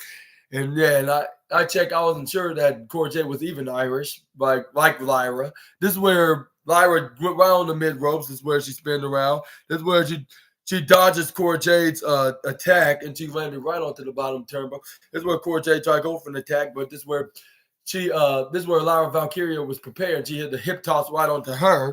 This is where This is where she grabbed onto Cora Jade, got her in a headlock, slamming her right into the canvas back first, and then she did a and she was hitting her with a grounded headlock right onto the ring mat, and got her arms locked onto the headlock right around the neck of Cora. This is where she's squeezing, start twisting and taking and trying to take off Cora's head. This is where Cora got back on her feet. This is where she tried to tag in Blair Davenport, but she kicked the hand off of Blair Davenport. They kicked the hand of Blair Davenport off from tagging Cora Jade. This is where she turned around. We still had Cora into a headlock. This is where Cora was still standing on her feet. This is where Lyra was still on her this is where Lyra was on her left knee. And this is where Cora Jade spun her around. This is where she tried to go for a tag to Blair Davenport for the second time. But it looked like she was double cursed, because she got prevented by the NXT Women's Champ with her kicking Blair Davenport's hand once again, preventing her from getting the tag. This is where Lyra was back on her left knee. This is where Blair Davenport tried to come in. She was like, yo, bro, what's your problem? This is where Lyra saw this. She got back on her feet, hits a spinning running bulldog, with a kick right. She kicked and she stepped and kicked on the face of Blair Davenport while doing so in the process by doing the running bulldog onto Cora Jade. This is where Lyra vowed killing two birds with one stone, metaphorically speaking. This is where she tried to go for a pin, but she only got a 2.2 count. This is where Lyra Valkyria Irish whips Cora Jade right onto the upper left corner. This is where she tagged in Nikita Lyons when she had her onto the corner. This is where Nikita Lyons tossed Cora Jade right from the upper left corner turnbuckle to the hurt side of the ring, slamming her diagonal from there, near the lower right corner of the turnbuckle. With Nikita Lyons doing that pose, she was like, "I want Blair, get Blair in this ring right now."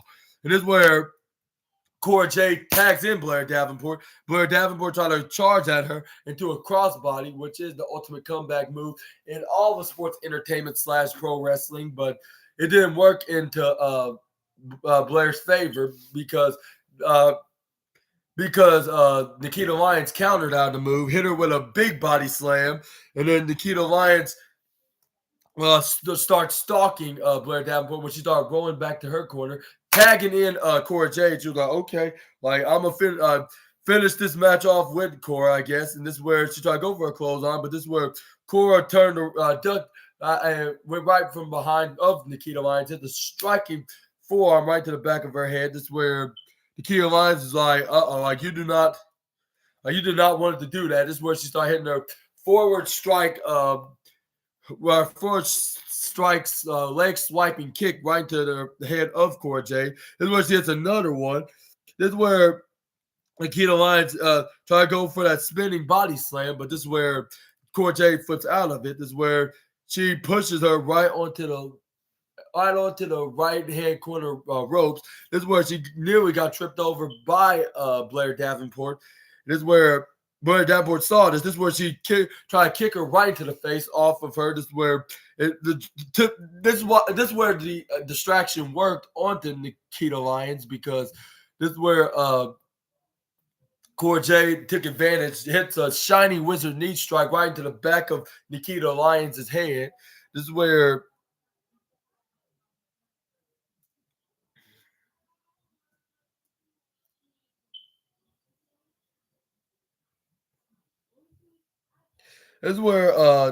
Cora Jade was hanging on to the ropes. This is where she grabbed on to Nikita Lyons' head and bring her to her corner in the lower right.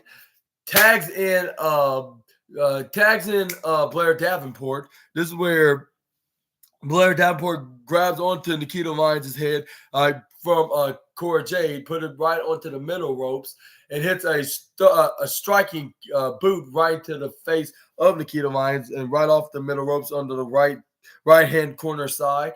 This is where Blair Davenport hits a spinning, twisting neck breaker right onto Nikita Lyons. I go for the pin, but she only got a 2.3 count.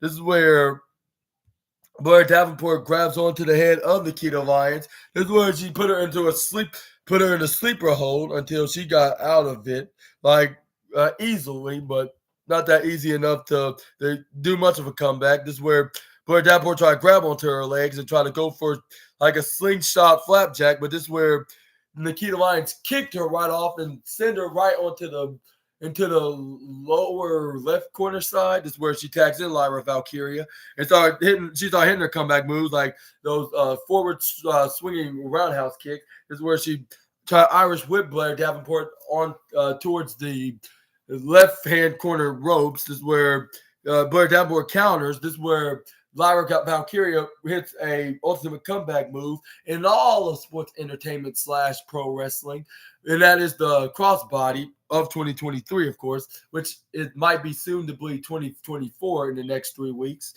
This is where Lyra Valkyria was like, "Come on, Blair, I'm not finished with you just yet." This is where she hit the back spinning roundhouse kick right to the midsection on Blair Davenport. This is where she kicks. This is where she kicks her. This is where she kicks her right up in the air, and this is where she hits another spinning back roundhouse kick right to the midsection of Blair Davenport. This is where she hits. This is where she was hit. This is where she tried to go for a suit. This is where she hits a fisherman's plex right onto her after doing so. This is where Blair Davenport rolls out of the ring and ran to the outside. This is where Lyra Valkyria is like, "Come on, fans, come on, like get hype, more hype, like come on." This is where she slides outside the ring with a missile drop kick right onto to Blair Davenport. This is where Lyra Valkyria was hanging on to the side onto the apron,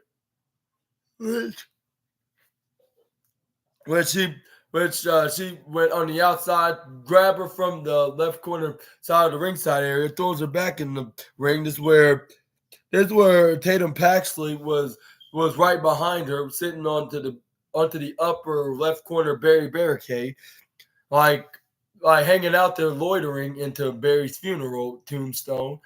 Like I'll say not funeral, I would say just tombstone. Like I understand what's wrong. That should be against the law of sitting on top of a loved one's gravestone and loiter, like which that's very rude and disrespectful and hopefully soon to be illegal. But anyways, this is where Lyra Valkyria goes right on the top rope. This is where Tatum Paxley was rubbing off onto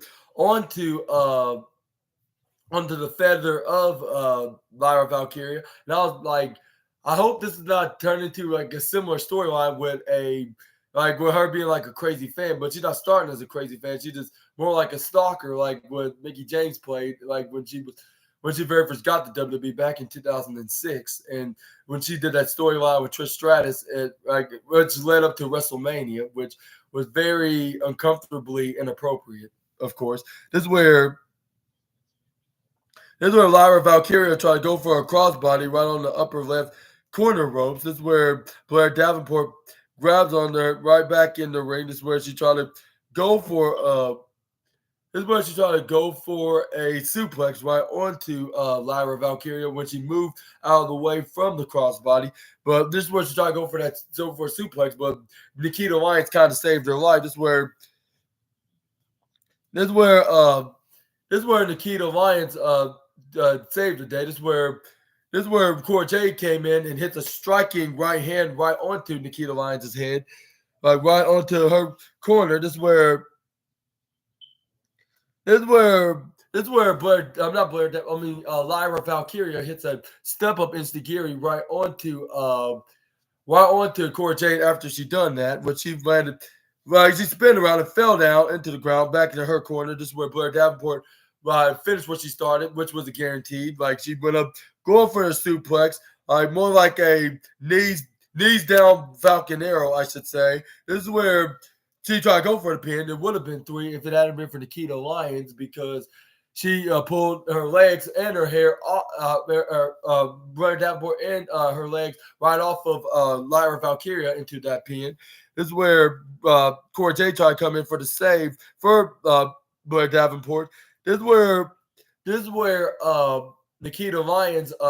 This is where Cora Jade throws Nikita Lyons onto the outside, like trying to get her out of the ring. But this is where Nikita Lyons counters and threw Cora Jade out of the ring onto the right hand corner of the ringside area. This is where Blair Davenport came from behind. This is where she boots her a big boot right into the face to Nikita Lyons, but to bring her down. This is where Lyra Valkyria tried to go for a rolling surprise roll up with her sitting on her legs or thigh or anywhere for the pin, like with the most devastating move in all of sports entertainment. This is where, but what you didn't know that Cora Jade tagged in Blair Davenport to get into the match. This is where she got into the ring, and what you didn't know is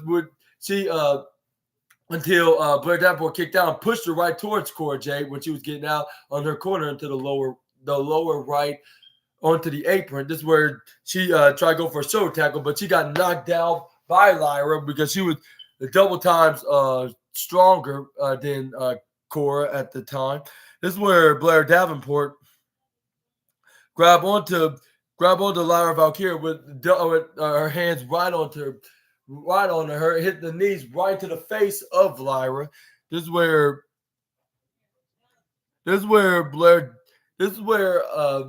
Davenport got pulled down out into the right hand corner of the ringside area, like from Nikita Lyons. This is where he was like, this is where she grabbed her. This is where she tried to go for a right knuckle right into the face of Blair Davenport, but she ducked out of the way.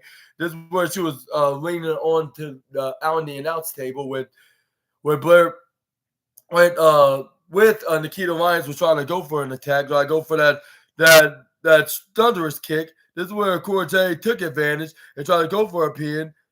And this is where Cora Jade took advantage from Blair Davenport's knee strike right to the face to Lyra Valkyria. Got her with the pin. This is where Nikita Lyons didn't realize till the last minute when it was 2.5, when the referee counted to 1, counted to 2, and she got the 3 for both Blair Davenport and Nikita. I'm not with Blair Davenport and I see. Yeah, this is the last time I've seen this guy right here. Hey, what's up? Yeah, F him up, Ralph. I see that. Oh, be careful, Trey. But yeah, anyways, Cora Jade got the victory for her and Blair Davenport. And what do you think? What's next for these two women, for getting the win, against the Lyra Valkyria and Nikita Lyons? But like I said, I think Lyra Valkyria will win, but I think it'll be helped with some assistance too from Nikita Lyons, if Cora Jade gets involved, and then they're gonna lead up into a match when Cora Jade gets her opportunity against Lyra Valkyria for the NXT Women's Championship, and we'll also have Nikita Lyons getting her revenge properly against Blair Davenport for putting her nearly having her on the show for a year. Since the beginning of 2023, which they'll finish things off at the beginning of 2024.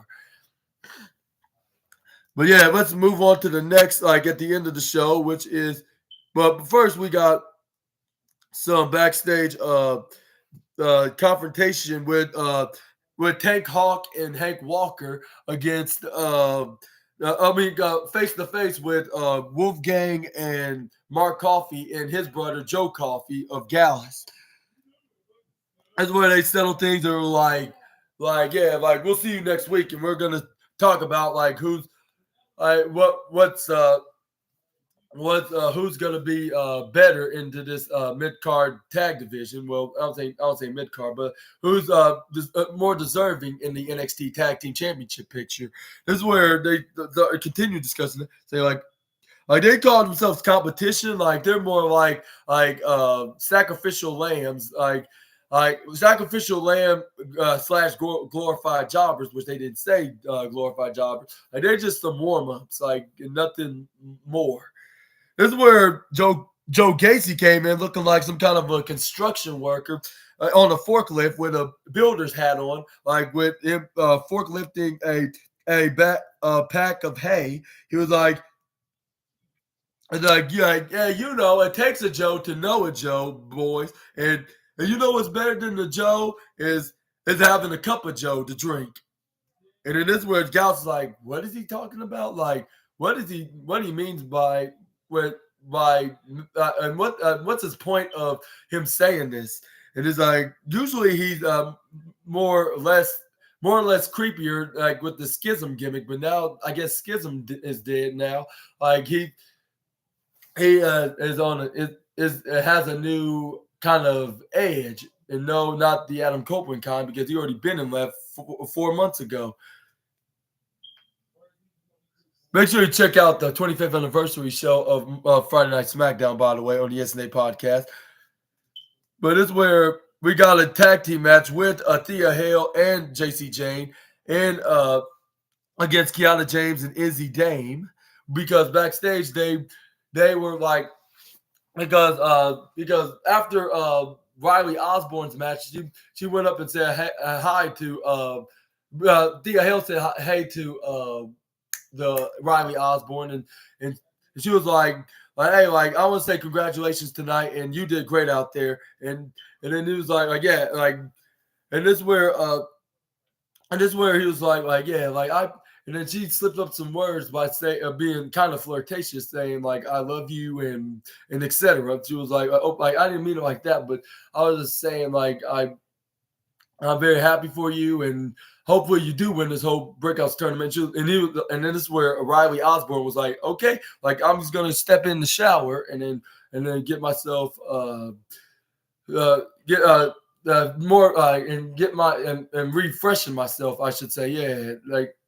And this is where she was like, and she said, "You smell great, like, well, not in the sweaty way. I'm saying like you have a very very nice scent, like when you're not when you're not like before you get into that ring, of course. Like, so I'm gonna let you go. This is where Kiana James steps in. She was like yeah, like he's a very handsome man, and this is where she was and this is where she tells Thea Hills like you can't stand a chance, like because like he's a real man and you're just the kid, uh and this is where Thea Hale was very pissed off, like, but JC Jane held her back from even attacking her. This is where JC Jane was like, you know what, like Kiana, like how about the two of you to face the two of us next week, which she gladly accepted, and that's where we lead up to this tag team. And this is where we lead up to this tag team match. It looked like it's gonna be some kind of a like with Thea Hale and Kiana James fighting over Riley what's his name? Riley Osborne, yeah.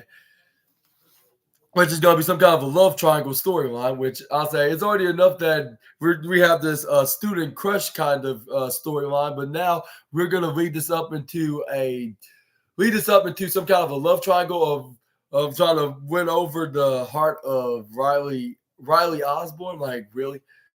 Which I think they should just do the storyline with just do the storyline with Riley Osborne and Thea Hale as an on-screen couple, like and them being both being students of Team Chase U, I should say, and Chase University, of course. Like on my opinion, yeah. Like just keep it that way and don't think of any ideas what I just predicted about making this a love triangle storyline. Like, yeah, I'm not sure if it's a great idea. But up next we also we got Tiffany Stratton against Fallon Henley next week as well, and we also have more of the the what's that the Breakouts Men's Challenge with Lexus King taking on who was it? It was Alexis King taking on. He's going to take on. Uh, what's his name? Leon or yeah, I forget, but yeah, we got the second round. I should just say that, and then we're gonna talk about what happened next, which was Trick Williams making his presence known and have a few things to say about him winning the Iron Survivor match and becoming the number one contender against Ilya Dragunov for his NXT Championship match at New Year's Eve, January 2nd. Make sure y'all stay tuned to watch that, and then I'm gonna make my review for the New Year's Evil edition of NXT, which will be my 20th review for NXT as well, which that'll probably be the last time I'm gonna call it the part 20. I mean, the last time I call it with parts, and I'm just gonna move on and start calling it just episode. What up to episodes I'm on? Like, perhaps I'll even call it a second season of the SNA podcast. Of course, like, why not? But anyways, that's where we got Trick Williams in the ring. This is where he had a few things to say, include about deadline. Say like I am the deadline, like Iron Survivor, and the deadline mover.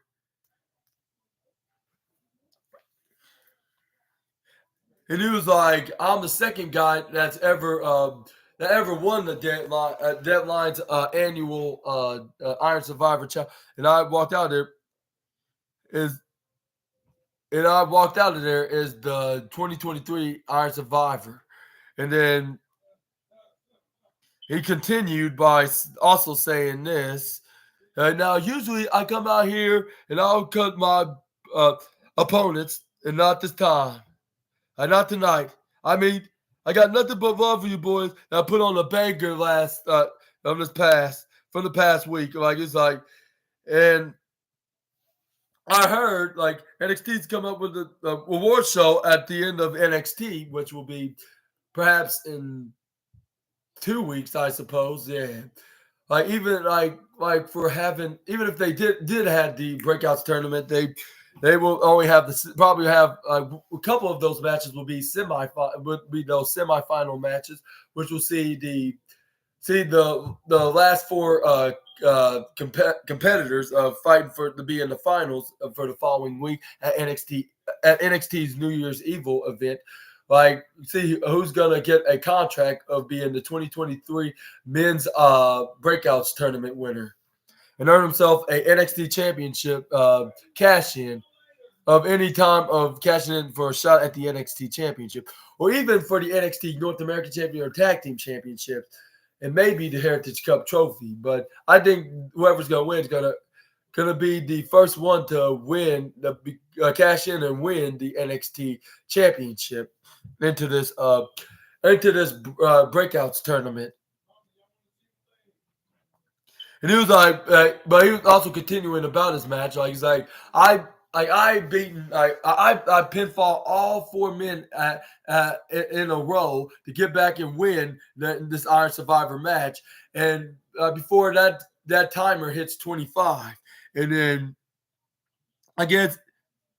And I did it with all the four men that NXT has had to offer, for who's gonna be on top into the NXT division, and those are the men that were performing their best, like from this past year. And let's talk about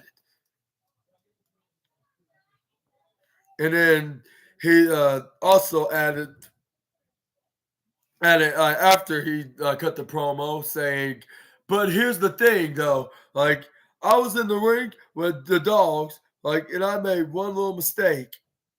They forgot one important man. That Trick Williams has been balling in his whole entire life. Like, and he's like, I mean, Trick Williams, I've always been I put on my A game at the fourth. Like, never mind Steph Curry. Like what about Trick Curry? Trick. Like, I'm Trick McGrady. Like, I'm Mike Trick. Like, I'm 23 in LA. They call me Trick James in this business. And he said, like, after he said, I'm Trick James, he said the profanity word, which I'm not sure if I want to say it here, but I'll say maybe I'll say it a couple of times. I mean, I said it already said it a few times before, but I'm trying to make this more family friendly, like something with WWE would do. So I'll say he's like I'm Trick James, Bitch. That's where the fans started cheering their loudest. This is where Ilya Dragunov come in as soon as after he said those lines, and he's like, I'm impressed, like, and then you got these people out here all after and over you with this catchphrase saying "whoop that trick," and then he put a microphone. They said "whoop that trick" in response.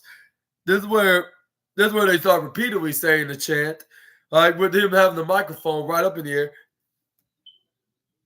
And he's like, let's talk Evolve, WWE. Like, this is when they did their handshakes, their very cool handshake. Let's say they're cool, like, despite they're getting ready to face each other in a very, brutal battle because he was like, yeah, like in the past, like, I want to say this, like, with the respect to, the respect to the maturity of you, Trick, like, in New Year's Evil, it comes to an end, unfortunately.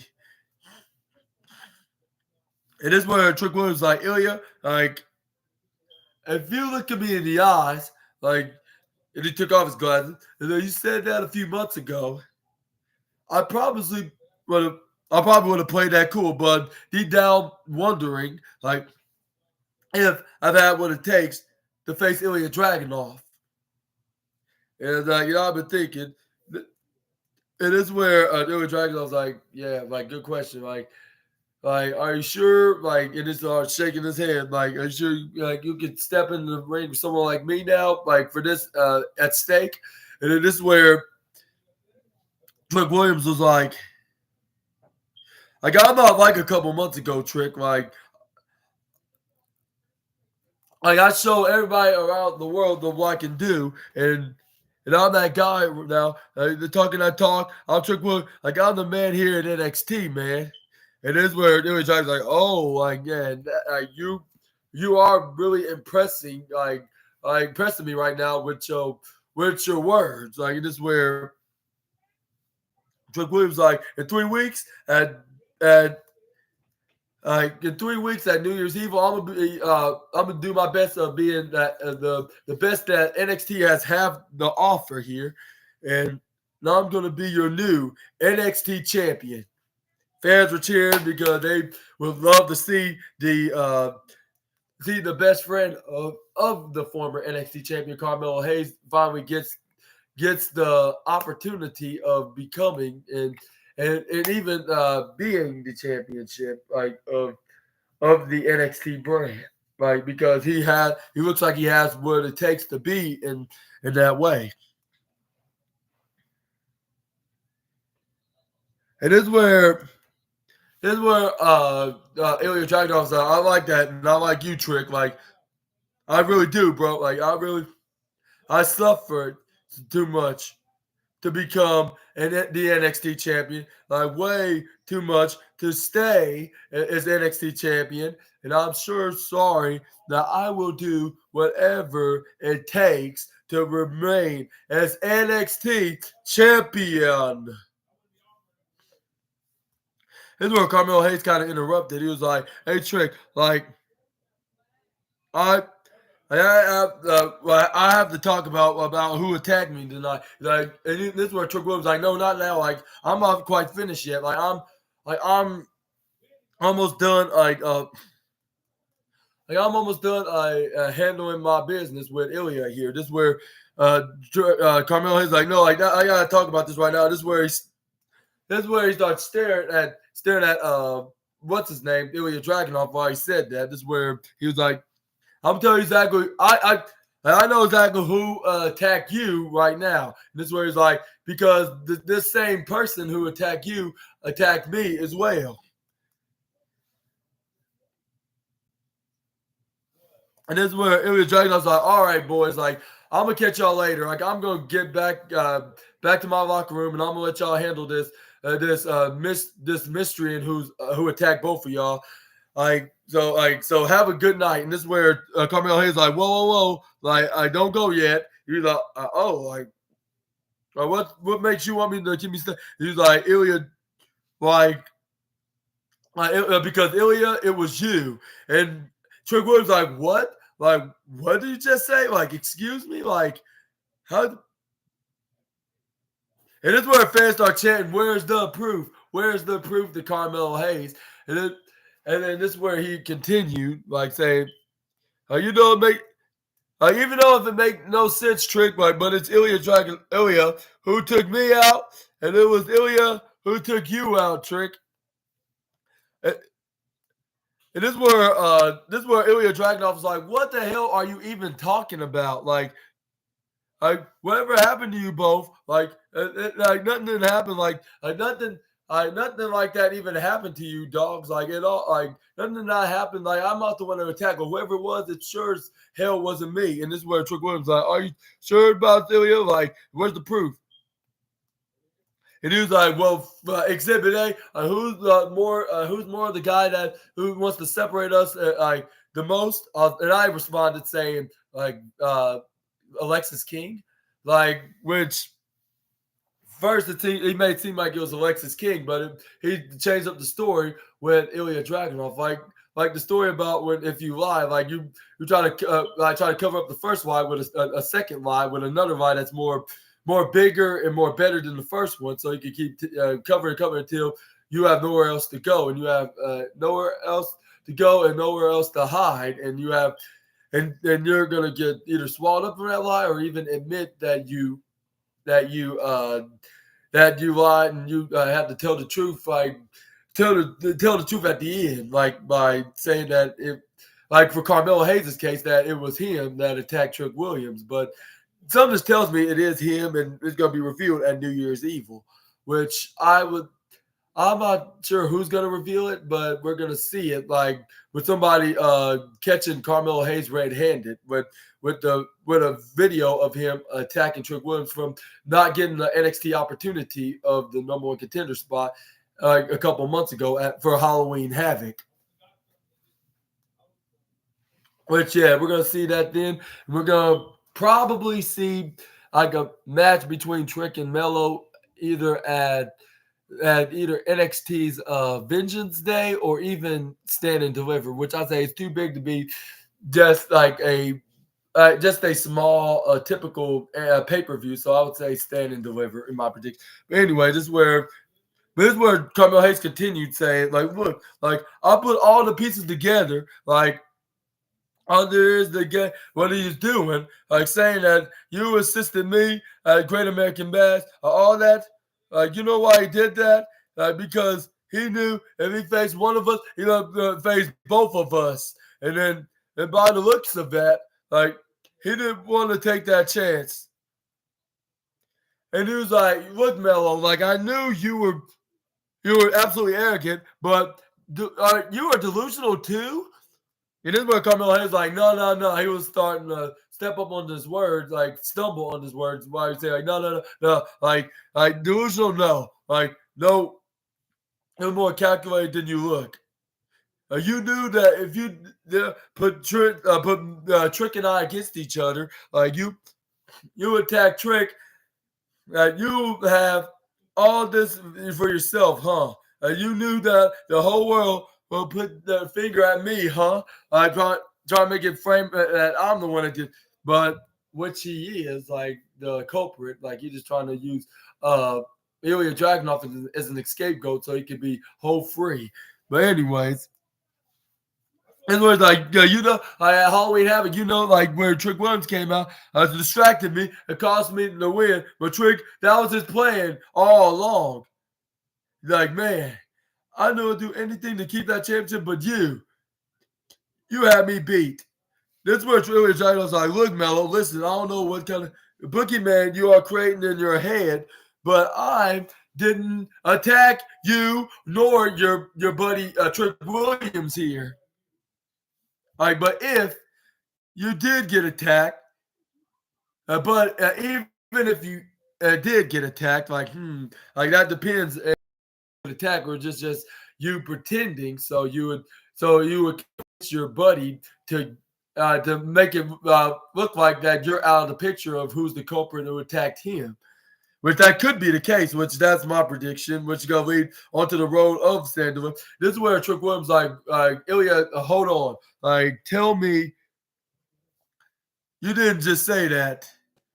And this is where Ilya Dragunov was Trick, listen, just look me in the eyes right now. Honestly, man to man, I did not attack you. But you need to talk to your friend. Really, he needs to talk. This is where Trick Williams was convinced. He was Melo, listen, what's going on here? Really, this is where Carmelo is no, look, me and him, we're on the same page now. There's nothing you can do about that. And this is where Trick Williams was taking it back. He was look, I'm not sure who to trust here right now, so I'm gonna have to talk to Melo and see if he's really the culprit, or is he not lying and he got attacked by Ilya Dragunov. And I did you need to look around across from this, bro. This is where Carmelo is no, he's the guy who attacked both of us, and he should feel what it feels like, and that's something to take it for him, Trick, and that is that NXT championship. He's the same thing you did, the same way I did. He don't. And he's and he doesn't deserve that NXT championship, and that's what and Trick does. And this is where he started playing tug war, trying to pull it away from Ilya Dragunov. This is where Ilya Dragunov trying to pull it back, trying to say get. And this is where he swinged it back and let go. And this is where Carmelo Hayes accidentally whacked Trick Williams in the face with the NXT championship, bringing him down. I was no, what? Why does that happen? Now he's gonna look at me like I'm the guilty one for sure. I'll be yeah, even if he didn't, even if he didn't attack Trick, I'll say he was. That still wouldn't have made him any better of looking at he's the guilty party who's that's the attacker of Trick Williams, but. Who do you think's the real attacker of Trick Williams? Is it really Ilya Dragunov and he attacked both Melo and Trick, or is it Melo that attacked Trick just to get him out of the four-way number one contenders match from 2 months ago for the Night 2's Halloween Havoc event against Ilya Dragunov? Which I believe that could be a really interesting storyline. If Carmelo Hayes is not the guilty attacker, that attack his best friend. And then he probably did attack him, framing on Carmelo Hayes, making it look like him, making him look guilty. And then with Carmelo Hayes winning the number one contenders match, he nearly wins the NXT championship from Ilya Dragunov on Halloween Havoc. But he gets distracted by Trick Williams by giving him that mugging stare down onto the former NXT champ, and then he gets that cost him the match, which Carmelo Hayes explains that was probably part of his plan.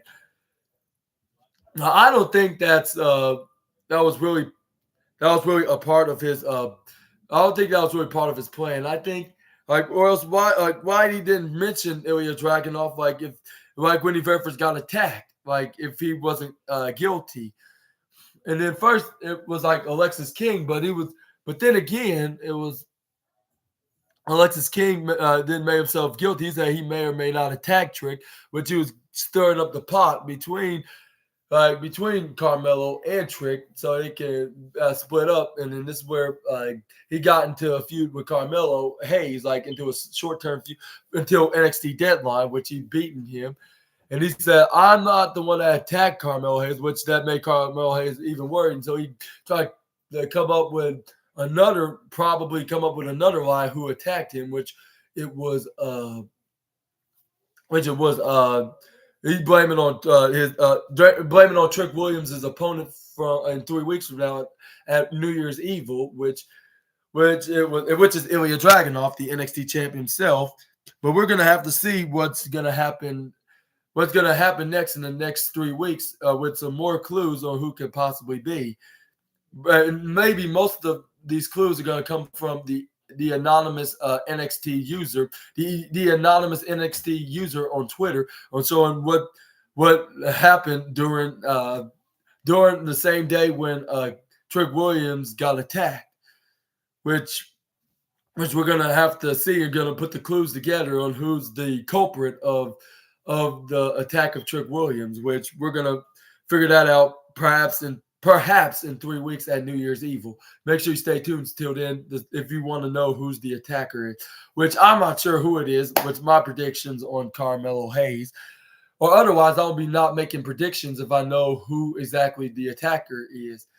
But yeah, I would give tonight's NXT 4 stars out of 5 for being such a very fantastically entertaining show, and seeing what to look up for on the road of New Year's Evil in January 2nd, 2024. Make sure y'all check that out. And make sure you check out my SNA podcast special New Year's Evil edition of the SNA podcast. And also, hopefully you guys enjoyed this video, and if you did, please leave a huge thumbs up. And if you're interested of the content, please make sure to watch more of my videos and subscribe. Click the bell notification, share with your friends and family, so y'all will be the first ones to be notified when I upload my latest video.